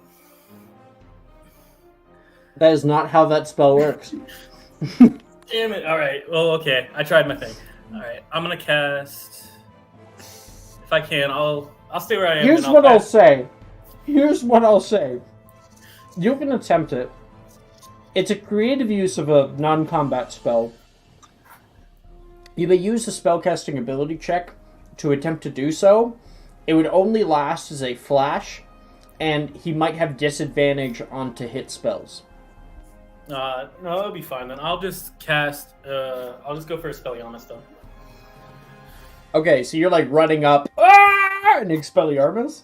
Yes. Okay. I have it locked in. Yes. So would I just roll to hit? Correct. Yeah. Okay. So that is. Oh, I gotta remember all my stuff. All right. Got it.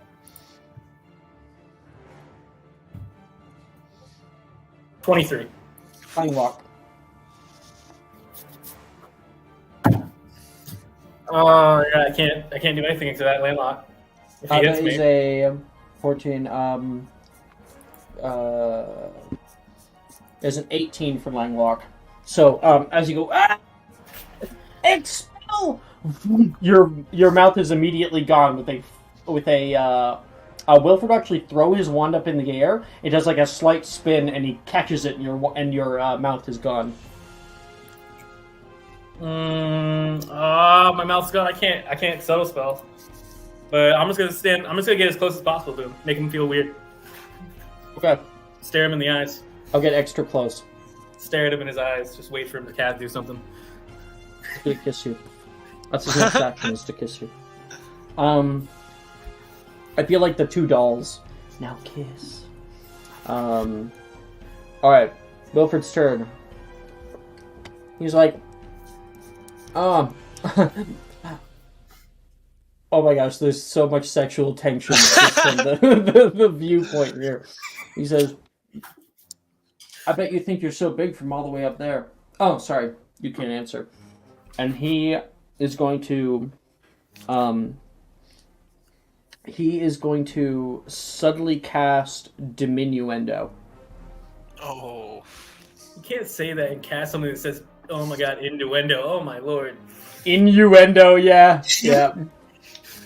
Oh my. Okay. I can't do anything because I'm so landlocked. I think for the turn. That is a 27 to hit. I think you can still landlock. Oh no, sorry, not at this level. It's a 26 to hit. It still hits. Yeah, Either way. it's a reaction. You He can use landlock. His mouth is still gone. And I It's gone. I should have landlocked when he landlocked like a dumbass, but it's too late now. Yep. Hey, well, the best part is, like, because we're going to have a lot of dueling in 4th year, so, like, this is kind of like the tutorial. This is where, like, this is the time to fail. This is the time to figure out what, I should have done this instead. Yeah. So, Alright. He diminuendos you. Does that hit? Any way that you're stopping it? If I'm landlocked, yeah, there's nothing I can do. Okay. And you are now... If I could, I'd much put you in smaller. the ball. And Wilfred's like, yeah, you know what? I agree. This is way more fun. And that is the end of Wilfred's turn. It is your turn. Hi, Menlo. Hi. So I tried to cast. Look at this baby boy. He barges into my room and goes, "Hi, Daddy." Oh, so cute. Hello. Goodbye. Yeah, there's people on stream. Can you say hi, stream? Okay. I don't know if you could hear it, but he Yeah, I said heard it.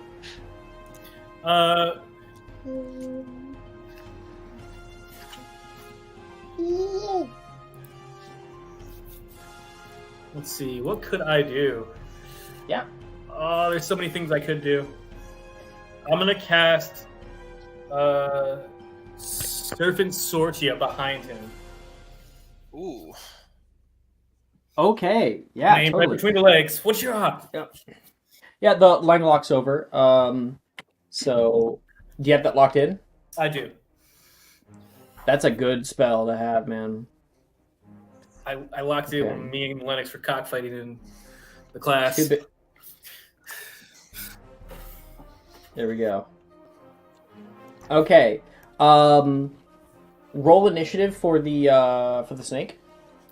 Oh, let me give you the pit viper statistics. Let's see, I don't have Un Pit Viper. momento. Genevieve, Ray. I just got to go look for Sharon's hidden chat.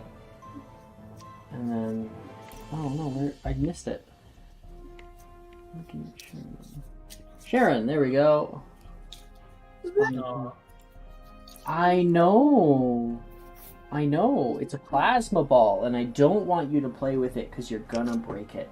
So I'm gonna take him out of my room. Get out of the room, buddy. Goodbye. It was good seeing you. Okay. Bye-bye. Bye-bye. Love you. How nice. I totally put up the gate, but someone took it down, obviously. Okay. Here, I am sending you, right now, the Pit Viper statistics. Yay! Kane. Boom, boom, boom. What's his initiative? +4. Alright, cool. Thank you. Ha! 7. I'll give you a scriber advantage for the snake's initiative. I don't know if that helps, but It doesn't really matter too much because it's only a 3-person initiative. That's true. I have, go for it anyways. I only have 2 left, and they're not going to be used on any other game. 15. Oh. 15? Yep, that will go before Wilfred. So is that the end of your turn? No, I will quick cast. This snake is as big as you are. I know, right? It's crazy. Me and the snake are together as one. I'm gonna do. Right on the back of the snake. No, I'm just gonna cast Nebulous right at our feet. Ooh. You cannot. Aw, okay. No, I'm good. That's 2 level spells. You need to cast a cantrip. Yeah. No, then yeah, I believe. I'll quick and cast Candace. What does Wilfred like to sing today? Fun. Sure. Roll to hit.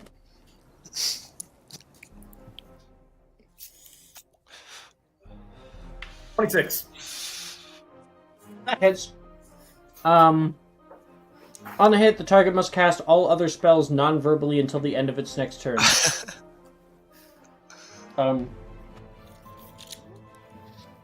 It's the eye of the tiger, it's the thrill of the fight, rising up to the challenge of our rivals. And the last known survivor stalks his prey in the night, and he's watching us all with the eye of the tiger.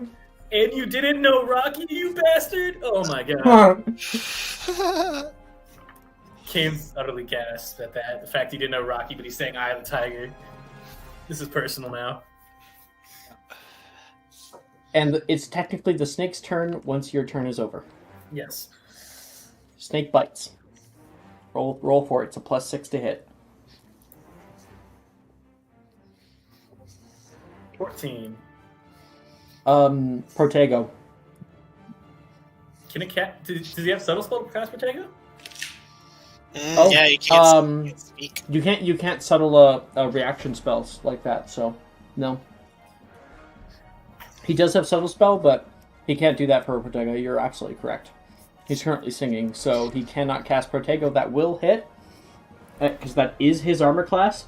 So that he's gonna make a con save. You're gonna roll for that 1d4 +4 piercing damage. Oh, Wilfred. Rough, man. 4 +4. 5. 5 points, and he got a 6 on his con save, so please roll me 4d6 poison damage. 46. Damn. 15. 15? Okay. Jeez. Yeah, Sagittarius is a great spell to have. Okay. And now is now Wilfred's turn. Wilfred is going to cast... Let me quickly check. You're in 3rd year? Yes. Yeah. This is going to be Depulso Subtle. Landlock. We can't Subtle. It's subtle spell. He has to cast it subtle because he's singing. Damn it. He will... Can he upcast a Pulso? No, 3rd level's the highest level you guys have. So he's going to make a strength check. I think the diminuendo should have an effect on this. You have disadvantage on strength checks and strength saving throws. Shit. So it's a contest. So you're going to make an athletics check at disadvantage. Okay. Got it. So I'd roll. Keep lowest 1, 2, 6 there, a 9. It didn't matter. Damn. Yeah, he got an 18. And so he's singing this, and he's like dancing too. He's having fun with it. And he looks at you, and as he gets bit, and he's going to push his hand out wandlessly, and you can feel this wave of force push out at you. You gotta get low, but your tiny little body is not enough to overcome this. You get thrown back 25 feet. 5, 10, 15, 20, 25. And Wilfred is going to rush after you. 5, 10, 15, 20, 25. Taking the attack of opportunity. Wait a second. No, because that's the end of his turn. Until the end of its next turn, so it's not the end of his turn. Attack of opportunity from this guy. He can try to attack. What? Snake's a +6. Oh my god, I can never remember. +6 to attack, yeah.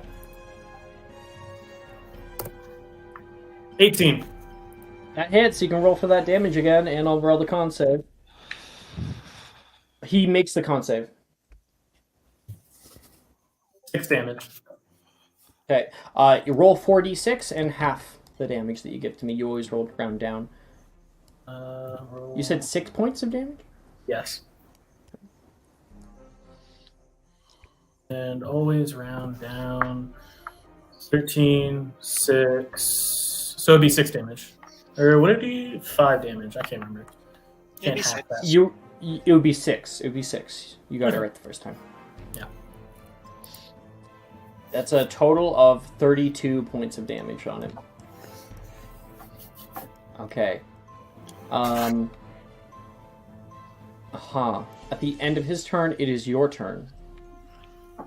Okay. I'm going to cast... I want to try to get an upshot of how creepy Wilfred looks from where you're at.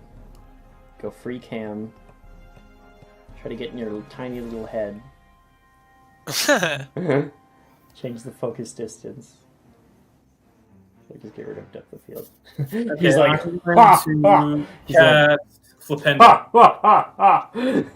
And he's Eye of the tiger, it's a He still sings. rising up. He still sings it as he doesn't need to. Yeah, he's not Cantist anymore. He's still doing it. I'm gonna upcast Flipendo. Okay. Upcast to what level? To 3. Okay. So mark that off. And then I have Flipendo, so I just need to roll the hit. No. It's a strength save from him. Okay. Yeah. That is a 16. I think that. Damn. Yeah, no, he makes it. Okay. Yeah, your tiny little body, you're like, Nintendo! out at him. And you can see he's like blown back just slightly. He is pushed back 5 feet, I will add. My headphones got knocked off. He's blown back 5 feet, and It'll be increased. aside from that, to- there's not a whole lot of effect. It'll be 15 He's feet hit with. because I upcasted it 2 times. I don't think that's how it works. Let me quickly check. Flipendo, there it is. So, at higher levels, when you cast a spell using a spell slot second level or higher, the damage increases, and the knockback on a failed save increases by 5 feet. On a failed save. On a successful save, he is only knocked back 5 feet. Okay. Never mind then. My fault. All things that we're learning right now, right? Yeah. All things we're learning right now. What could I do? Could I just try and run under his legs? Am I too big for that? You are not unless I will allow you to attempt to make a acrobatics check to leap under his legs and like get through him, because normally you're not allowed to move past another person's space unless there's some kind of reason you can, like if you can somehow stealth. If you can stealth in the middle of, everyone seeing you, if you can actually do that, you can get around somebody. If you're tiny, I guess that would be another possible way. As long as I don't, Alright, acrobatics. Wish me luck. It's 9. Yeah. So you're moving 5 feet up. Yep. And, you go, and he is able to nope! And he's stopping you from getting any closer to him. He's doing like a little kick dance to stop you. Oh, this makes me mad. Can't touch him. Okay, Snake's turn.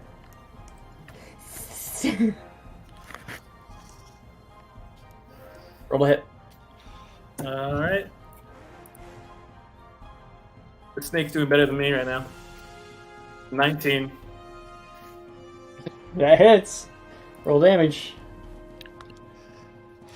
Snake's gonna take him out. It might. It definitely He's might. getting close. Okay. 8 damage. Let's go. Max damage off Pierce. 8 points? Yes. Ooh. 8, and then he failed his con Oh, save. he's about to he's done. There's no way he's surviving poison damage. Roll the 4d6. There's no way. No. 16. 16 damage? Yeah. 6 now? Yeah, he's done for. So he's like, as he's like dancing back and forth, say your prayers, Kane. And he is going to, I have the tag, and he's going to try to cast Flipendo underneath of him. And in the midway of doing that, you can see from behind him the angry snake coming out after him. Flip! And it strikes out at him, hitting him directly in the back, and this thing sinks its fangs into him, and you watch as he and it hits the ground right on, almost right on top of you. You're able to quickly sidestep as he falls prone to the ground. Step on Wilford. No, I'm gonna go hug the snake. It's not aggressive towards me, so I'm gonna go hug it. You hug the snake as it's like trying to bite him more. Yay! And Flipbick says, Kane Moss, Victor! And he will quickly cast Repair of Arch to get rid of the snake. And that snake came in clutch. And that is the end of Dueling Tournament. Or rather, the little Dueling Club. The snake is gone. You will return to your regular size. Well, at least Flitwick will return you to your regular size. He will also heal Wilfred to get him up Oh. Ah. You got a Wait. multitask, buddy. I lost? Yeah, easy. The snake beat you. I really didn't do it. The snake did. He looks around for the snake. Oh, it's gone. Well, well. I see that conjuration has come in favor for Mr. Kane. That was some pretty smart strategies that you had there, Mr. Gideon, but not enough in regards to Kane's dutiful use of Cantus. I had a lot of fun anyway. Yeah. Oh. High five. Ja. He fervently puts it up because he's wounded. He's like, ow. Yeah. He gives a little chuckle at that. Oh, sorry. I'll just pat him on the back, like nice. Ah, no! That's where he was attacked. Oh, I know. Everyone, let's give a final round of applause for our two contestants here. Yeah. And Rin is like, shake it off, Will. Oh, Sim, catch me. No, I'm joking. I'm Oh, joking. yeah, I'm I joking. would sidestep so quickly. Let him hit the ground. Kane, catch me. Sim, Woo! No. Leaps forward. Falls prone. Sidesteps. Face first in the ground. Bah. Multiple people sidestep.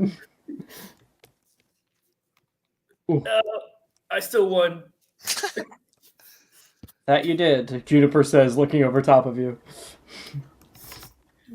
And that is where we will end, essentially, tonight's episode.